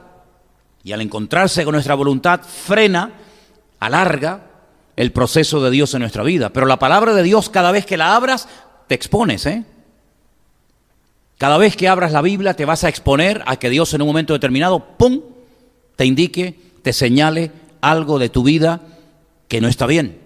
Porque la palabra de Dios es un espejo que no va a proyectar lo que a ti te gustaría, sino que va a proyectar tu realidad y nuestra realidad. Y a veces puede ser que nos sentamos aludidos. Y yo espero que ustedes, de vez en cuando, con los mensajes que se dan desde aquí, se sientan aludidos. Porque si no, entonces, ¿para qué vienen ustedes aquí? Hay gente que dice, es que yo me siento tan bien en la iglesia. Bueno, pero a la iglesia no solamente se viene para sentirse bien. A veces uno puede salir de la iglesia sacudido y dice, oye, hoy no me he sentido muy bien, porque hoy parece que todo el mensaje fue para mí. Bueno, pero es que también la palabra de Dios a veces viene para animarnos y otras veces viene para decir, una cosa, este tema de tu vida privada, ¿cuándo lo vas a arreglar? A mí me hace gracia cuando le haces una pregunta a una persona que está mal y te dice, ¿se han dado cuenta? Tú dices a un niño, ¿qué hiciste? Él sabe lo que hizo. Él sabe, hombre, pero te dice, Él sabe lo que le estás diciendo. Y a veces el Señor te dice, oye, una cosita, ¿y este tema? Tú le dices al Señor, ¿verdad? Increíble, ¿no? Es como dando tiempo para ver qué le digo. Como esos políticos que hacen una pregunta que no les gusta oír, cogen un vaso de agua, tragan y dicen, me alegro mucho que me haya hecho esa pregunta. Ya, falso, como una moneda de 6 pesetas, ¿no? ¿Verdad? Entonces la palabra, cuando tú la abres, puede ser que un día te encuentres con un salmo, con un pasaje, con un versículo que dices, ¡ay, qué bonito, cómo me ha animado este día! Pero cuidado, puede ser que te encuentres de lleno con una realidad que llevas años arrastrando y que usted no ha querido arreglar. Y ahí, ¡pam!, te descubre el Señor. Porque ¿saben una cosa, hermanos? No vamos a poder progresar si ocultamos cosas. Hay 2 versículos que parecen iguales. Se los voy a decir. Hay uno que dice, el que encubre no prosperará. ¿Han leído ese salmo? Ese proverbio. El que encubre no prosperará. Y luego hay otro que dice que el amor cubre multitud de pecados. Dice, pero ¿en qué quedamos? Vamos a ver. Claro, hermanos, a veces estamos muy pendientes de los defectos de los demás y con amor tenemos a veces pues que cubrir las faltas o las debilidades de cualquier hermano, de cualquier hermana, pero cuidado, no encubra, no intente echarle tierra a cosas tratando de taparlas, porque no hay nada que podamos utilizar para pasar desapercibidos ante la presencia de Dios. Miren, Caín mató a su hermano y no había gente delante, no había testigos, pero Dios le dijo, ¿dónde está tu hermano Abel? Mira cómo Dios lo descubrió. Y cuando Adán intentaba ocultarse de la presencia del Señor, el Señor sabía dónde estaba. Y cuando Acán metió la mano y robó lo que no tenía que haber robado, mira cómo el Señor sabía que ese era Acán, y había más de 2 millones y pico de población en aquel tiempo. Y cuando Josué dice, ¿pero por qué hemos perdido la guerra? Porque hay pecado entre ustedes. Y Josué dice, pues ¿cómo sé yo quién ha pecado? Es que no somos 4 o 5 personas, 20 o 30, somos millones de seres humanos. Bueno, pero Josué, tú no te preocupes porque yo te voy a mostrar dónde está el pecado. Y se lo mostró. Entonces el Señor sabe siempre perfectamente cuál es nuestra debilidad, cuál es nuestro pecado, qué es lo que queremos ocultar, pero si queremos verdaderamente crecer y madurar y avanzar, tenemos que dejarnos tratar por la palabra de Dios. Y la palabra de Dios es una espada que a veces viene a podar y a quitar ramas muertas y costumbres y hábitos que no están bien. Y cuando llegue ese momento, pues déjate tratar, déjate moldear. Déjate cambiar por el Señor. Amén, hermanos. Déjate tratar por el Señor. A veces hay una falsa seguridad en nosotros. Sí, una falsa seguridad. No, aunque todos te nieguen, tú no te preocupes que yo voy a estar contigo hasta la muerte. Eso es una falsa seguridad. Estás confiando demasiado en tus fuerzas. Y mira quién fue el primero que le negó, el que dijo aquello. ¿Te das cuenta? Entonces a veces estamos como demasiado confiados en nuestra experiencia. Mire, yo cada vez me fío menos de mí mismo. Y usted tiene que tener cada día menos confianza en usted. Usted tiene que tener toda la confianza en el Señor, pero no confiar ni en sus años, ni en su experiencia, ni en sus títulos. Mira, y como dije hace poco allí en Italia cuando estuve, ni siquiera tengo fe en mi fe. Yo tengo fe solamente en Dios y nada más que en el Señor. Y Él es el único que puede obrar en mi vida y no es mi fuerza de voluntad, no es mi experiencia, no es mi capacidad, sino es el Señor el único que me puede cambiar cuando yo le dejo a Él que me cambie. ¿Cuántos dicen amén? Porque luego hay gente que va por la vida que no quieren cambiar. Pero claro, si el Señor se encuentra con personas que le dicen frontalmente con sus palabras o con sus actitudes que no quieren cambiar, pues el Señor no se va a meter donde no lo llaman. La segunda P que el Señor va a utilizar en nuestra vida para tratarnos y moldearnos, la encontramos también en el libro de Hebreos, capítulo 5, los versículos del 7 al 9. Se los voy a leer. Y Cristo, en los días de su carne, es decir, cuando estuvo entre nosotros, ofreciendo ruegos y súplicas con gran clamor y lágrimas al que le podía librar de la muerte, fue oído a causa de su temor reverente. Y aunque era hijo, este versículo es buenísimo, y aunque era hijo, por lo que padeció, aprendió la obediencia. Y habiendo sido perfeccionado, vino a ser autor de eterna salvación para todos los que le obedecen. Fíjate cómo el mismo Señor Jesucristo, el Mesías, tuvo que ser tratado, probado, varón experimentado en quebrantos, decía el profeta Isaías en el capítulo 53 que sería el Mesías en el futuro. Varón experimentado en quebrantos. Increíble. Y dice que por lo que padeció, aprendió la obediencia. Porque no nacemos con esa actitud a la obediencia, sino a veces todo lo contrario. Pero el Señor se dejó tratar, Él renunció a su voluntad, ¿o no? No se haga mi voluntad, ¿no dijo el Señor?, sino la tuya. ¿Cuáles eran los sueños personales de Cristo? ¿Alguien lo sabe? ¿Cuáles eran los sueños personales de Cristo, de Él como persona? Eso era lo único, porque Él no tenía un sueño personal. Ay, a mí me gustaría tener una casita en el campo. A mí me gusta. No se haga mi voluntad. Él renunció a sus derechos. A mí me hace mucha gracia cuando la gente habla de mis derechos. ¿Pero qué derecho tenemos? ¿Qué derecho tenemos? Si dice la Biblia que el Señor nos compró y el que compra es el que manda. ¿Sí o no? El que compra es el que manda y Él nos compró a precio de sangre. Él compró nuestro tiempo, Él compró nuestro pasado, Él compró mi futuro, Él compró mi presente. Él compró mis pertenencias, Él compró mi alma, compró mi mente, compró mis hijos, compró mi familia, compró mis derechos, me compró todo. Por lo tanto, cuando yo entiendo esto, Pablo llegó a un punto que dijo, pues ya no vivo yo, porque si ya no tengo nada, pues ya no vivo. ¿Y ahora qué hago? Ahora vivo en la fe de aquel que me llamó. Ahora vivo solamente para Cristo. ¿Te das cuenta? Entonces, este hombre entendió que nacer de nuevo no es cambiar de religión, no es cambiar de iglesia, de misa al culto, del cura al pastor. No, es mucho más que eso. Sino que nacer de nuevo es borrón y cuenta nueva. Las cosas viejas pasaron, pero es que muchas veces no han pasado. Lo decimos, pero no es verdad. Seguimos todavía arrastrando algunas cosas del pasado. Bueno, esto me gusta, pero es que esto también me gustaba mucho. Y queremos hacer una mezcla, queremos hacer un potaje entre lo que yo creía y yo practicaba y lo nuevo. Y el Señor dice, no, mira, vino nuevo en odres nuevo, vino viejo en odres viejos. Pero no puedes mezclar, porque en cuanto mezcles se echa a perder el vino, se echa a perder el odre, se echa a perder todo. Y la vida cristiana no es una mezcla de un poquito de budismo, un poquito de esoterismo, un poquito de cristianismo, un poquito de catolicismo, un poquito de protestantismo, un poquito de testigos de Jehová, un poquito, y hacemos ¿qué? Nada, no hacemos nada. Porque el Señor no se mezcla ni se casa con nadie. O estás conmigo o estás contra mí. Eso dice la Biblia. Es muy contundente, es muy clara, ya lo sé. Pero es que el cristianismo, si por algo se diferencia, es que no es diplomático. Cristo no fue un diplomático, no vino como embajador del Padre a tratar de ganar la confianza de Herodes, de Pilato, de los religiosos, de los pobres, de las viudas, No, él vino y fue tremendamente contundente. Todo lo contrario a lo que es un diplomático, que la misma palabra lo dice. Qué diplomático es esta persona, ¿no?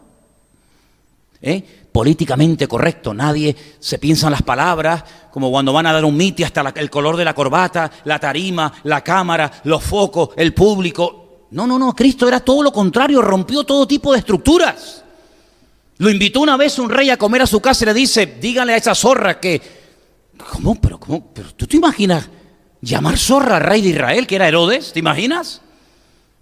El gobernador, el máximo dirigente del Imperio Romano en Judea le dice, oye, que te estoy hablando y no me contestas. Nada. Ahora sí, en cuanto le tocó el tema de la autoridad y le dijo, tú no sabes que yo tengo autoridad para soltarte o para matarte, el Señor dijo, tú no tienes ninguna autoridad sobre mi vida si mi Padre no te la da. ¿Te das cuenta?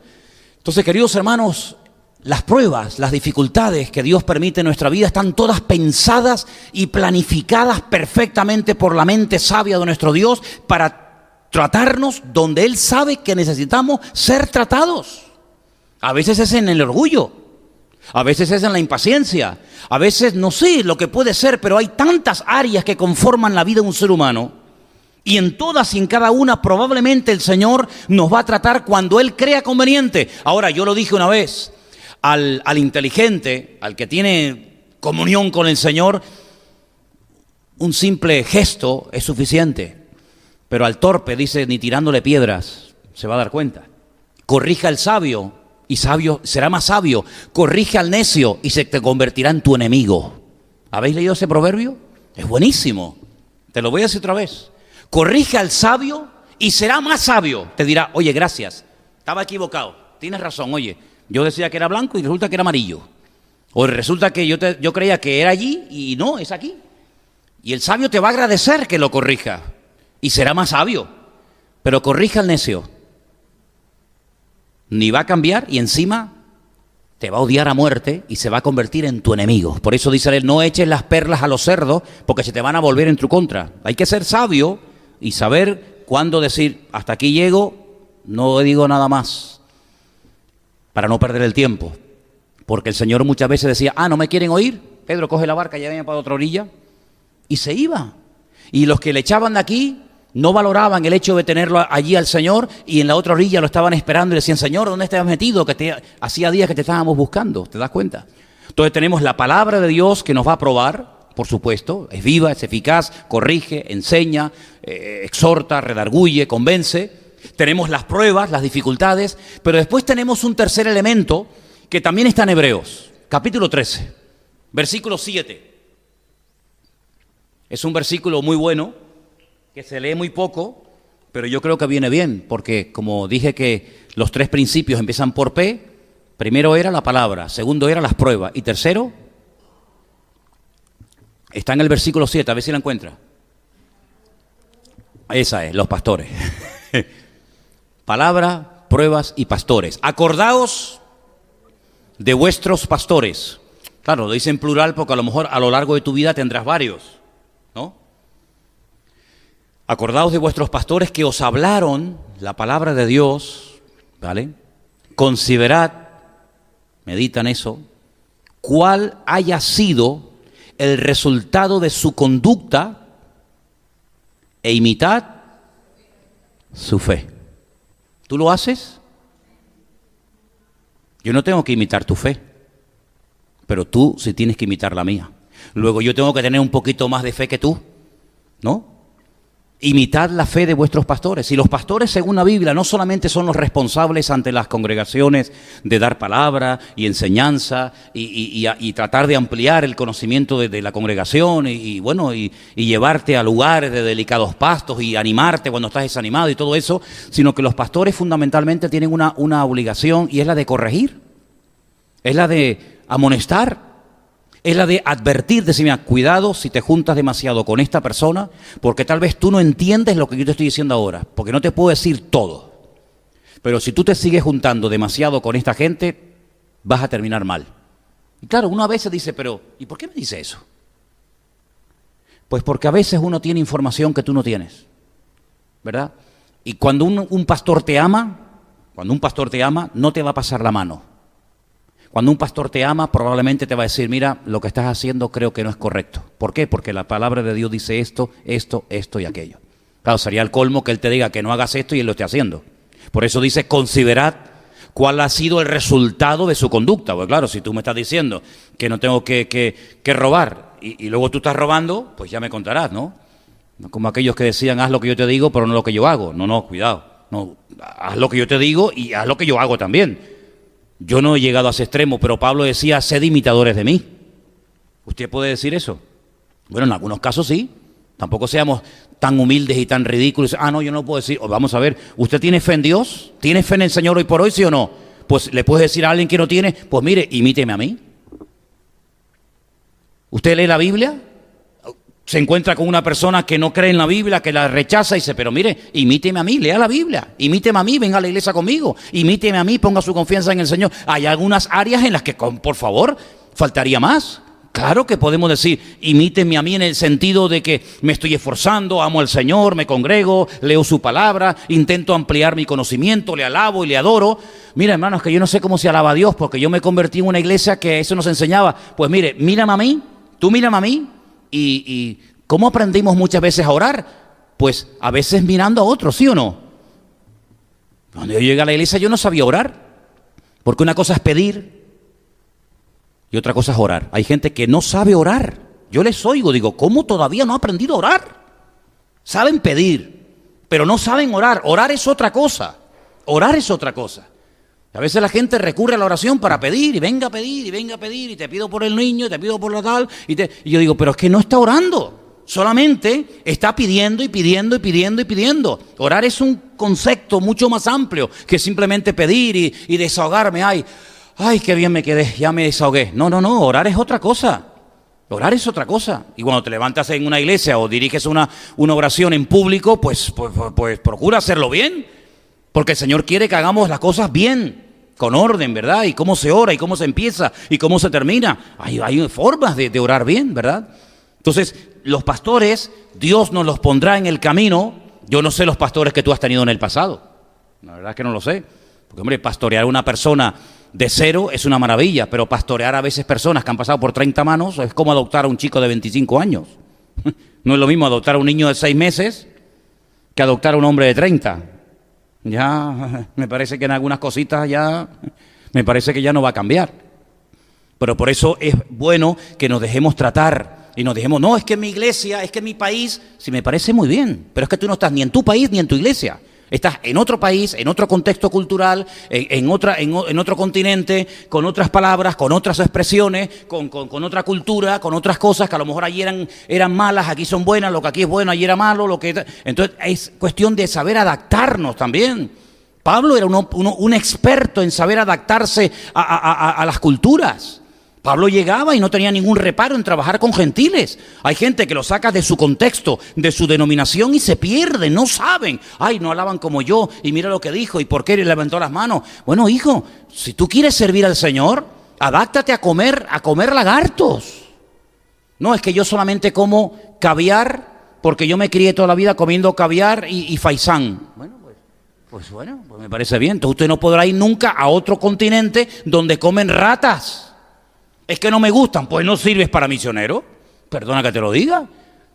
Es que a mí países muy calurosos no me gustan, pues vaya usted entonces al Polo Norte a evangelizar los esquimales. Es decir, una persona tiene que tener la capacidad, por amor a las almas perdidas, de adaptarse a donde va y no pretender que donde va se adapten a ti. Ese es un principio fundamental. Por eso hay creyentes que a veces me llaman la atención. Hace unos días me decía una persona que vino por aquí, yo estoy buscando una iglesia como la mía en mi país. Digo, pues no la va a encontrar. No siga porque no la va a encontrar. Porque si usted quiere una iglesia como la suya, se tendrá que ir a su país. Esta es otra iglesia, con sus pros y con sus contras. Entonces, ¿cómo me voy a ir yo, por ejemplo, a Colombia, me voy a ir a Japón, me voy a ir a cualquier país del mundo y voy a buscar una iglesia como la mía en Tenerife? Es que no hay dos iglesias iguales. Esto es como los hijos. Además, le voy a decir una cosa, ¿no será a veces necesario que busquemos algo diferente?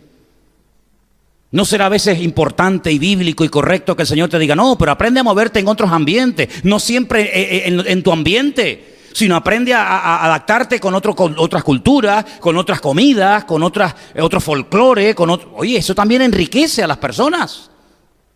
Pablo decía, yo con los gentiles, y con los judíos, judíos. Y a todos me adapto, ¿para qué? Para llevarlos a Cristo. Y por eso Pablo llegó a ser una persona muy usada por el Señor, no como Pedro, que dijo, ay, para mí, ustedes saben que para mí como judío me resulta muy violento, muy desagradable entrar y comer a casa de gentiles. Bueno, pues ya no fue más. Él mismo se cerró la puerta. Pero si tú quieres servir al Señor y quieres ir más allá de tu mundito, de esa visión de tubo que algunos tienen, pues tendrás que abrirte y tendrás que decir, Señor, enséñame a comer de todo. Ay, bueno. Señor, enséñame a hablar como hablan allí. Claro, a mí me hace gracia cuando algunos ven, ya no. Cuando algunos ven por la calle, buenos días, varón de Jehová. Hombre, a mí no me salude usted así por la calle, perdone. No me salude a mí, hola, varón de Jehová. Mire, hágame el favor, hágame el favor. Aquí no nos saludamos. No, es que mi país, pues váyase a su país. Pero aquí no nos saludamos así. Me acuerdo que hace años vinieron unas hermanas de otra congregación y entonces ellas no me saludaban, no me daban la mano porque dicen que en su iglesia le habían enseñado que a los pastores era algo tan sagrado que no se les podía dar la mano. Y le dije, déjese de boberías, hombre. ¿Pero qué está diciendo? ¿Cómo que no se le puede dar la mano a un pastor? Y aquí arriba no subían porque le decían que aquí arriba era como el lugar santísimo, ¿no? El que subía aquí y no era pastor, ¡bum!, caía muerto. ¿Y por qué dice? Y se ofrecieron un día para fregar la iglesia y la fregaban de rodillas. Usted se reirá, pero yo le cuento las verdades. Porque le habían enseñado que en la iglesia había que limpiar la iglesia de rodillas. ¿Pero dónde dice eso en la Biblia? Y que ir a la playa era pecado. Digo, bueno, y yo le dije un día una pregunta. ¿La playa quién la hizo?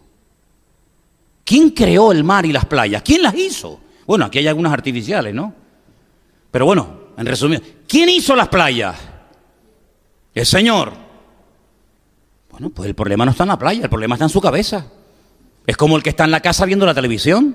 Si a usted le crea tropiezo a la televisión, usted no tiene la capacidad espiritual para tener una televisión en su casa. Le domina, luego quítela, pero a mí no me domina. Es como aquel que dice, ay, es que en la Santa Cena poner vino es un tropiezo. ¿Para usted? Para mí no es ningún tropiezo, yo nunca he sido un borracho. Entonces, si para usted es un tropiezo beber vino, pues mire, póngale a este hermano Coca-Cola. Entonces, hermanos, es tiempo de crecer, es tiempo de madurar y darnos cuenta a qué mundo pertenecemos. Nosotros vivimos en este mundo, pero no somos de este mundo. Nuestros principios, nuestras creencias, nuestros criterios, nuestros valores de la vida son diferentes. Por eso hay cosas que a la gente del mundo le ofenden, que a nosotros no tienen por qué ofendernos. Una preguntita, ¿sabían que el mes que viene hay mundial? ¿Dónde es el próximo mundial, Natán? Una pregunta, hace unos días salió en televisión la lista de los convocados. Creo que son 23 o 24 futbolistas de diferentes equipos que han convocado la selección española para ir al mundial. ¿Te llamaron a ti, Natán? ¿No? ¿Santi? ¿Dónde está Santi? ¿Te llamaron? Cosa, ¿no? Miguel, ¿te llamaron a ti? ¿Elan? ¿No te llamaron? Sí, por Paraguay te llamaron, ¿no? Te llamó Paraguay, no me extraña. Así con esa selección que tienen. ¿Verdad que los jóvenes que juegan en esta iglesia al fútbol, al no ver la lista, dicen, ay, Morata, el famoso Morata, no fue? Pero, ¿ustedes se han ofendido porque no los llamaron? No, ¿sabes por qué? Porque no esperabas. Bueno, hubiera sido un susto que te dijera, Santi, este año al Mundial de Rusia. Ay, mi madre, ¿qué hago? ¡Qué ridículo! Por favor, no me saque.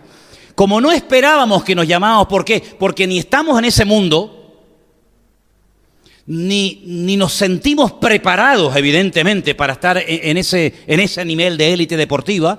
No me siento ofendido, porque es que no esperaba que me llamaran. Hermanas, hace poco se celebró una boda en Inglaterra. El príncipe, ¿cómo se llama? Harry. Oh, Sir Harry. Oh, yeah. Se casó con Mrs. ¿Cómo se llama la chica? Meghan. Oh, Mrs. Meghan and Sir Harry. ¿Les invitaron, hermanas? ¿Les invitaron, Yolanda? No te invitaron. ¿Cómo puede ser? ¿A ti, Isabel, que te gustan esas vainas? ¿No te invitaron? ¿Qué dice? Pepita, ¿te invitaron con la Pamela? No, nada. ¿Cómo puede ser eso? ¿Pero por qué no les invitaron? Porque ustedes no son de ese mundo. Ahora, ¿te imaginas que te llegue una carta del rey de Inglaterra o del príncipe de Inglaterra? Día tal en el palacio de... Welcome to be here. Voy a hacer una sorpresa. ¿Pero por qué no nos ofendimos? Porque no esperábamos que nos llamaran. ¿No te das cuenta que cuando no esperamos nada, no nos sentimos ofendidos? Pero si tú esperas que te llamen, que cuenten contigo, y no te llaman, te vas a sentir muy mal. ¿Por qué no me llamaron? ¿Y por qué va la penca esta y no me llaman a mí? Si yo soy más guapa que ella y yo juego mejor que el otro, ¿verdad? Y ahí empiezan los piques, los derechos, el yo valgo más que tú. Pero cuando no esperamos nada de los hombres, ni esperamos nada de nadie, no nos sentimos ofendidos, porque el que me tenía que llamar ya me llamó. El que tenía que entrar a mi vida ya entró, que se llama Jesucristo, el Rey de Reyes y el Señor de los Señores. Y por eso no me siento ofendido por los hombres. Amén. Amén. ¿Te das cuenta? ¿Cuál es nuestro mundo? ¿Cuál es nuestro mundo? Mira, yo estaba mirando hoy las noticias con estas sentencias que se están dando últimamente. Gente que ha vivido en unos niveles que se sentían dioses, intocables, ¿no? Mangoneaban, compraban, vendían, viajaban, se movían en millones, ¿no? Ustedes saben la historia de, se encuentran dos monedas de 50 céntimos y le dice una a otra, ¿qué tal? ¿Cómo te va? Y dice, bien, bien. ¿Dónde andas? Dice yo, de iglesia en iglesia. Se encuentran dos billetes de 500 euros y dice, ¿tú qué tal? ¿Vas a la iglesia? Sí, yo a la iglesia, yo no voy ahí ni loco. Yo voy de casino en casino. ¿Qué te parece? Pues, cuando nosotros sabemos que nuestro mundo no es este, yo no espero nada de nadie. Pero cuando yo sé que el Rey de Reyes y el Señor de los Señores me está tratando, es porque Él quiere hacer algo en mi vida. Quiere que crezca, quiere que madure. Y a mí no me gustaría que el Señor me dijera, Manolo, eres un niñato. ¿No le dijo eso Pablo a la iglesia de los hermanos de Corinto? ¿Lo leemos? No te lo había dado, pero en 1 Corintios capítulo 3 hay unas palabras del apóstol Pablo a los hermanos nuestros de la iglesia de Corinto que son fuertes, pero están ahí en la Biblia y están para algo, para que aprendamos y tomemos nota. 1 Corintios capítulo 3. Hay unas palabras del apóstol Pablo a esta iglesia que él pastoreó y fundó durante parte de su ministerio allí. Y dice lo siguiente, capítulo 3, a partir del versículo 1. De manera que yo, hermanos, no pude. Qué tremendo cuando quieres hacer algo y no puedes, o no te dejan. No pude hablaros como a espirituales, sino como a carnales. Pero fíjate cómo empieza, de manera que yo, hermanos. ¿Pero a quién le está escribiendo? A hermanos, a creyentes, a los miembros de la iglesia de Corinto. Dice, pero hermanos, yo no pude a ustedes tratarles, hablarles como a espirituales. Y la pregunta es, ¿por qué? Dice, porque sois niños en Cristo.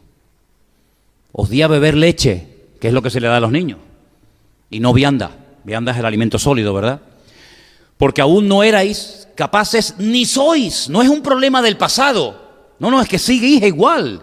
No es que no erais capaces, es que tampoco sois capaces en la actualidad. Porque aún sois carnales. Y ahora, claro, uno dice, pero bueno, vamos a ver qué pasa, que Pablo la tenía cogida con ellos.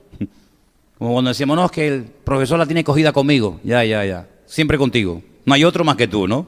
No, Pablo no la tenía acogida con los corintios. Pablo amaba a los corintios. Él dice que no les amo. Dios sabe si les amo o no les amo. Claro que les amaba. Dice, pero es que el problema es que entre vosotros hay celos. Feo es eso, contiendas, disensiones. No sois carnales y andáis como hombres. Es decir, vuestra fe no ha cambiado vuestra forma de comportaros ante el mundo. Al contrario, vuestra forma de vivir anula vuestra fe. Sí, por una parte estáis en la iglesia, venga a hablar en lengua y venga a profetizar y venga... Y sin embargo después vuestra conducta deja mucho que desear. Sois carnales, hay celos, hay envidias, hay contiendas, hay disensiones entre vosotros. Dice, y estáis andando como ¿qué? Como carnales. Es decir, la carne, el ego, ¿verdad? Domina a toda la parte espiritual.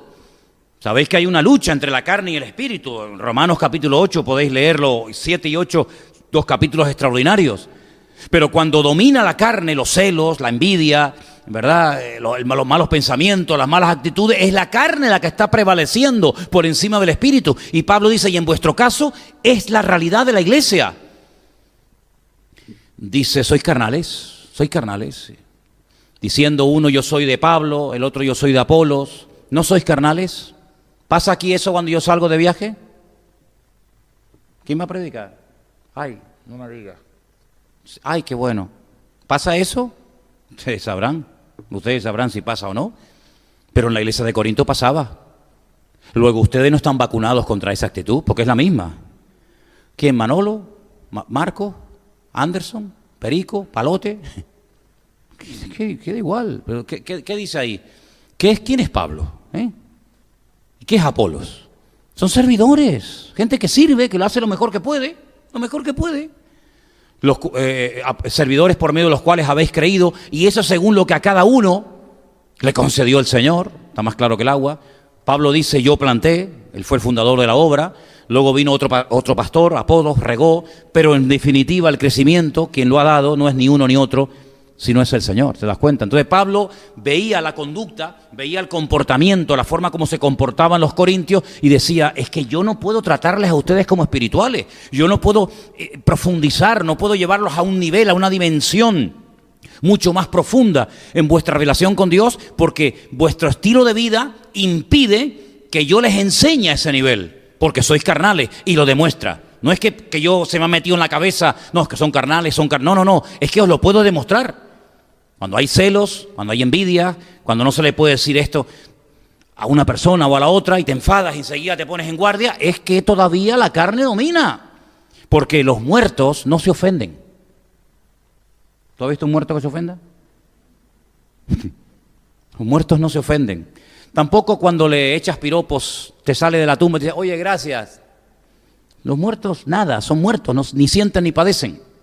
Y cuando uno espiritualmente hablando ha reconocido que le tiene que entregar su vida a Cristo y muere a uno mismo, pues oye, que me digan lo que me tengan que decir, pero que me lo digan ya, que me lo digan cuanto antes. Porque si tú sabes que puedes ayudar a una persona y no lo hace, dice que el que sabe hacer el bien y no lo hace está pecando, ¿te das cuenta? Entonces Dios nos tiene que tratar a todos nos tiene que tratar. Y no significa que por el hecho de que ya leemos la Biblia y conocemos al Señor y nos congregamos y venimos aquí, ya hemos llegado. No, hay muchas cosas todavía que tenemos que aprender y perfeccionar y mejorar. Hay muchas cosas en las que tenemos que mejorar.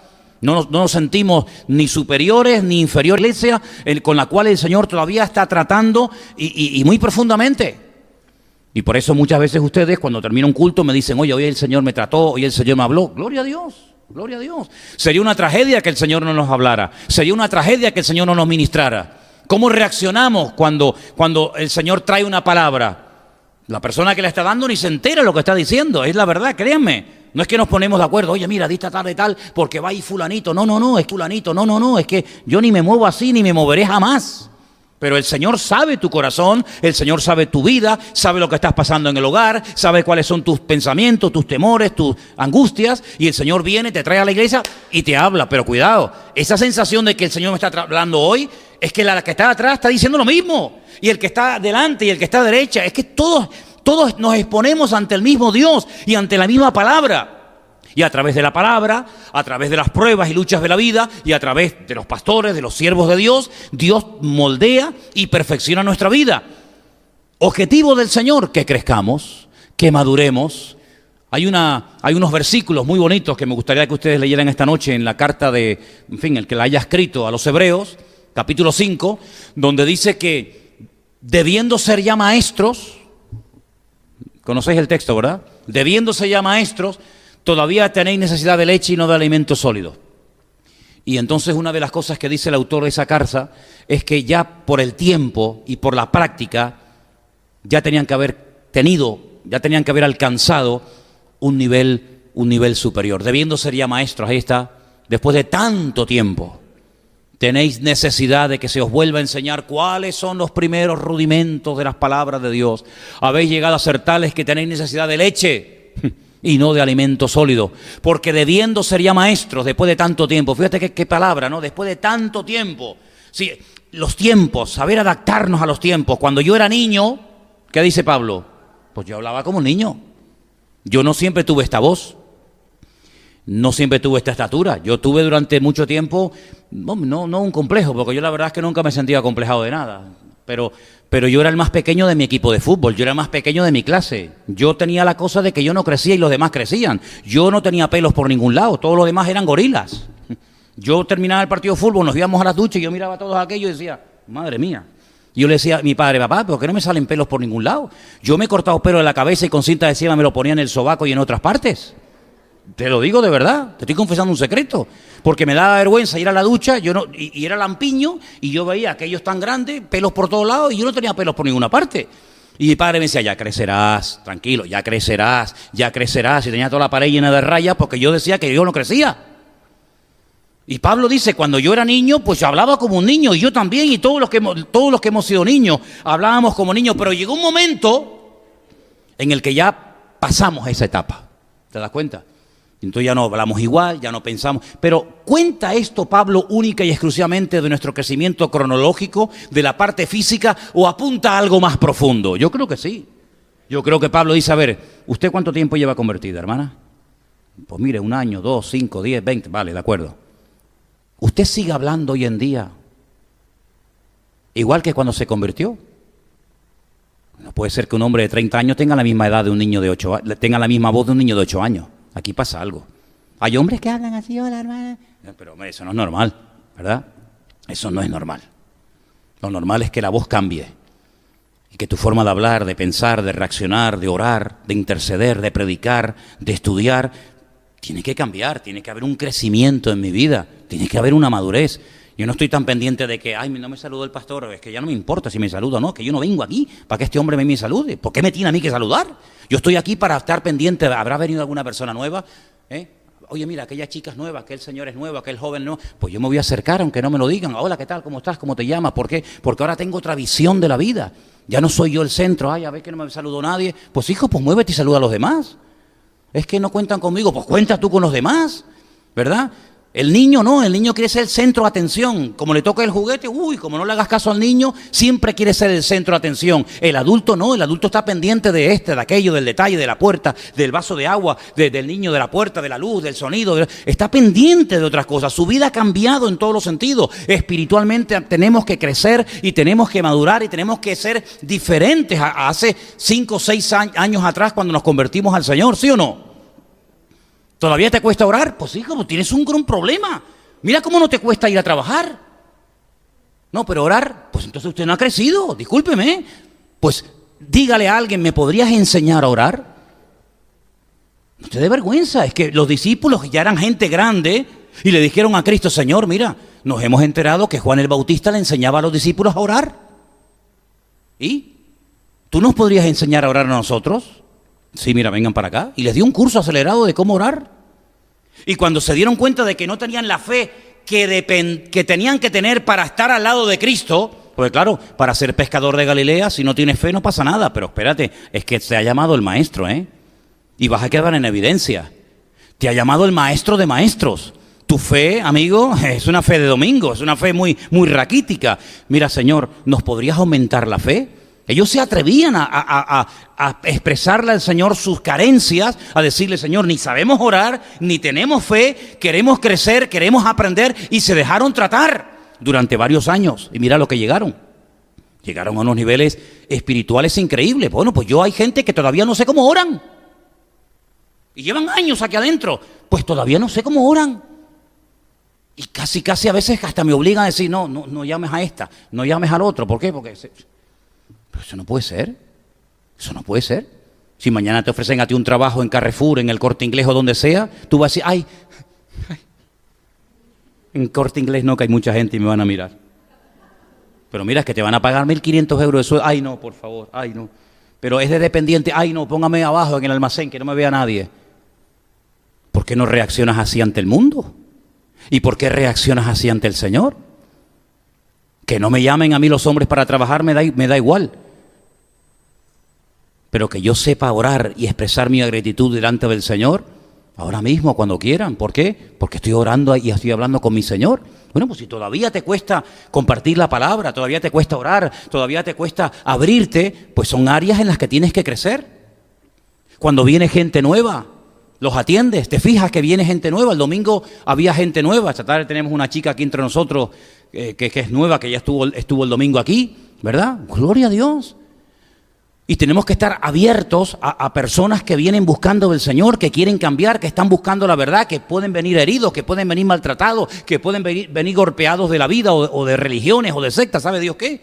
Pero tenemos que estar aquí como ese hospital del alma, ¿verdad? Para poder ayudar y tratar a los demás. Y cuando termina el culto no me queda hablando con los de siempre, fulanito, menganito y tal. No. Y levanto la mirada, levanto la vista y digo, oye, que allá hay una persona nueva, que a lo mejor nunca más viene. Todos sabemos el testimonio de Gandhi, premio Nobel de la Paz. Un hombre que entró buscando de Dios a una iglesia evangélica, una iglesia grande en la India, en el tiempo de los ingleses. Y entró y estuvo un rato y nadie se le acercó a saludarlo, nadie. Y él cuenta en su biografía, yo lo he leído un par de veces. Y él dice, yo fui a una iglesia evangélica en la India y nadie me dio la bienvenida, nadie me saludó. Yo no encontré eso que dicen los cristianos que tienen y se fue y mira a dónde llegó. Puso a los ingleses de rodillas, causó una revolución sin disparar un tiro y nos perdimos el premio Nobel de la Paz. ¿Por qué? Porque no se supo valorar que ese señor flaquito, ahí medio escuálido, medio anoréxico, entró un día a una iglesia y ni por ahí te pudras. Eso no nos puede pasar nunca a nosotros. No, nunca nos puede pasar a nosotros por no crecer, por no madurar, perder oportunidades que a lo mejor no se te van a presentar nunca en la vida, ¿te das cuenta? Entonces, queridos hermanos, Dios nos va a probar, Dios nos va a tratar, Dios nos va a estar moldeando cada día a través de su palabra, pero déjense de niñada, hay que madurar, hay que avanzar, hay que crecer, hay que ir mucho más allá, porque que yo sepa, la mayoría de los que están aquí esta tarde, pues ya son creyentes de hace ya, ¿verdad? Hace mucho tiempo, y tenemos que estar dispuestos a renunciar. Ay, amigo. ¿A renunciar a qué? Pues a lo que haga falta. A lo que haga falta. Por amor a Dios y por amor a su obra, a lo que haga falta. Si el domingo vienen 40 personas nuevas y ocupan los asientos que ustedes siempre ocupan, te aguantas. Gloria a Dios que alguien ha venido y ha llenado la iglesia y se ha sentado en mi trono. En mi trono. ¿Qué trono tienes tú? Tú no tienes trono ni reina, ni nadie que te comprenda. Tú tienes al Señor que está sentado en su trono. ¿Sí o no? Que el Señor, que viene gente nueva y nos ocupan todos los aparcamientos. ¡Gloria a Dios! Pues te vienes caminando. Si tanto dices que amas a Dios y si no pagas un aparcamiento, ¡ay, que es muy caro! Pues ¿qué quieres que te diga? ¿Sí o no? Y si venimos a la iglesia y resulta que no sé, que el pastor o los hermanos le hacen más caso a los nuevos que a mí, pues que ya te he hecho mucho caso ya. Yo ya te he hecho mucho caso. Yo ya te he hecho mucho caso durante años. Déjame que atienda a los nuevos. Déjame que me vuelque por los que están buscando del Señor. Tú ya estás en el redil, tú ya estás apuntado en el libro de la vida. Tú ya estás en el saco, permíteme la expresión. Pero a lo mejor hay gente que a lo mejor viene y oye, y es la primera o última vez, o lo mata un coche al salir, yo qué sé, lo que te digo, fíjate. Entonces, estar pendiente de la necesidad ajena, eso es una señal de madurez y de crecimiento espiritual. ¿Cuántos dicen amén? Y el domingo voy a leer algo que no sé por qué. Me mandó una hermana de Barcelona, la hermana Mirta, no sé si me estará escuchando ahora, no lo sé, pero me mandó una lista que la voy a leer el domingo, va a venir bien, vais a ver, es una lista de lo que es un pastor. De lo que es un pastor. Me acuerdo que una vez, cuando estábamos en el barrio de la Salud, ¿os acordáis? Yo puse una pizarra, me bajé del púlpito, puse una pizarra y le dije, hermanos, yo me voy a ir de la iglesia, siento que mi tiempo aquí se ha terminado, pero me gustaría que ustedes me dijeran qué tipo de pastor les gustaría tener. Así que tengo aquí un rotulador y díganme ustedes qué les parece. Y entonces empezamos a apuntar y apuntar y apuntar y apuntar y apuntar cosas. Bueno, apuntamos, hicimos una lista tan grande de cosas que no están ni en la Biblia. Incluso una hermana dice, bueno, y queremos un hermano que sea un poco psicólogo. Digo, sí, parapsicólogo también, ¿no? Es decir, una lista impresionante de requisitos y de condiciones. Pero ¿sabes una cosa? Sería muy bueno que en esta tarde todos y cada uno de los que estamos aquí le dijéramos al Señor, Señor, si tú quieres utilizar mi vida en este momento tal y como yo estoy, cuenta conmigo. Tenemos folletos que no se han repartido, tenemos tarjetas que no se han repartido, tenemos unos folletos especiales que se han hecho para lo del Día de Canarias, tenemos Biblias, tenemos Nuevos Testamentos, hermanos, tenemos todo en la mano para poder hablarle como mínimo a una persona al día, a la semana, del amor del Señor. Y hay tanta necesidad. Yo creo con todo mi corazón que España es un país muy necesitado espiritualmente hablando. Creo que España está espiritualmente en coma, herida de muerte totalmente. Me da igual si entran unos o salen otros. Lo que este país necesita es una renovación espiritual, pero la renovación espiritual por donde primero va a empezar es por nosotros, por la casa de Dios, por los que nos llamamos cristianos, hijos e hijas de Dios. Y por eso me gustaría que en esta tarde cerráramos nuestros ojos, inclines tu rostro en señal de respeto y le digas al Señor, Señor, si mi vida te es útil, si en algo te puedo servir, cuenta conmigo, Señor. Si mi boca, si mis manos, si mis pies, si lo que tengo y lo que soy te pueden servir, los puedes utilizar como instrumento en tus manos en un momento determinado, cuenta conmigo, Señor. Trata con mi vida. Háblame y ministrame cada día a través de tu bendita palabra. Si vienen pruebas, porque así tú lo has establecido, gloria a Dios daré por ellas. Sumo gozo tendré cuando esté en pruebas o dificultades. Si me tienen que hablar los pastores en un momento determinado para corregir mi vida, lo aceptaré de buen agrado, porque sé que todas estas cosas ayudan para bien, para mi crecimiento espiritual, porque yo quiero crecer. Dígaselo al Señor, hermano. Yo quiero crecer, yo quiero madurar, yo quiero, Señor, agradarte en todo lo que haga y en todo lo que diga. Y mi vida necesita ser tratada. Y yo en esta tarde te digo, trata con mi vida, Señor. Cámbiame. Si hay cosas de mi vida que yo no veo, pero tú las ves, yo estoy dispuesto a ser tratado y a cambiarlas. Y el llevar muchos años en el Evangelio no significa de que yo ya no tengo que ser tratado por el Señor. A veces, hermanos, perdóneme, a veces, hermanos, los que más tiempo llevamos en los caminos del Señor somos los que más tenemos que ser tratados. A veces los nuevos dan ejemplo a los viejos. A veces los que empiezan tienen como ese entusiasmo y ese fuego y ese ánimo que a veces con los años tal vez se ha ido perdiendo, no lo sé. Pero sea como sea, Señor, aquí estamos delante de tu presencia y pedimos que tú nos disciplines, porque la disciplina del Señor es buena y siempre traerá fruto a nuestra vida. Bendice nuestras vidas. Oramos por todos los aquí presentes, sus circunstancias, sus familias, sus estudios, sus trabajos. Oramos por nuestros hermanos que nos ven en sus casas, en sus lugares. Oramos, Señor, por tu iglesia sobre la faz de la tierra, para que tú la trates y la bendigas, y para que tú, Señor, quites nuestras arrugas y nuestras manchas y podamos agradarte en todo lo que hagamos y digamos. En tu bendito y precioso nombre lo pedimos y dejamos todo. En el nombre de Jesús. Amén y amén. Gloria a Dios. Nos ponemos de pie, queridos hermanos. Aleluya. Gloria a Dios. Recuerden estos anuncios que di al principio, ¿sí? Por favor.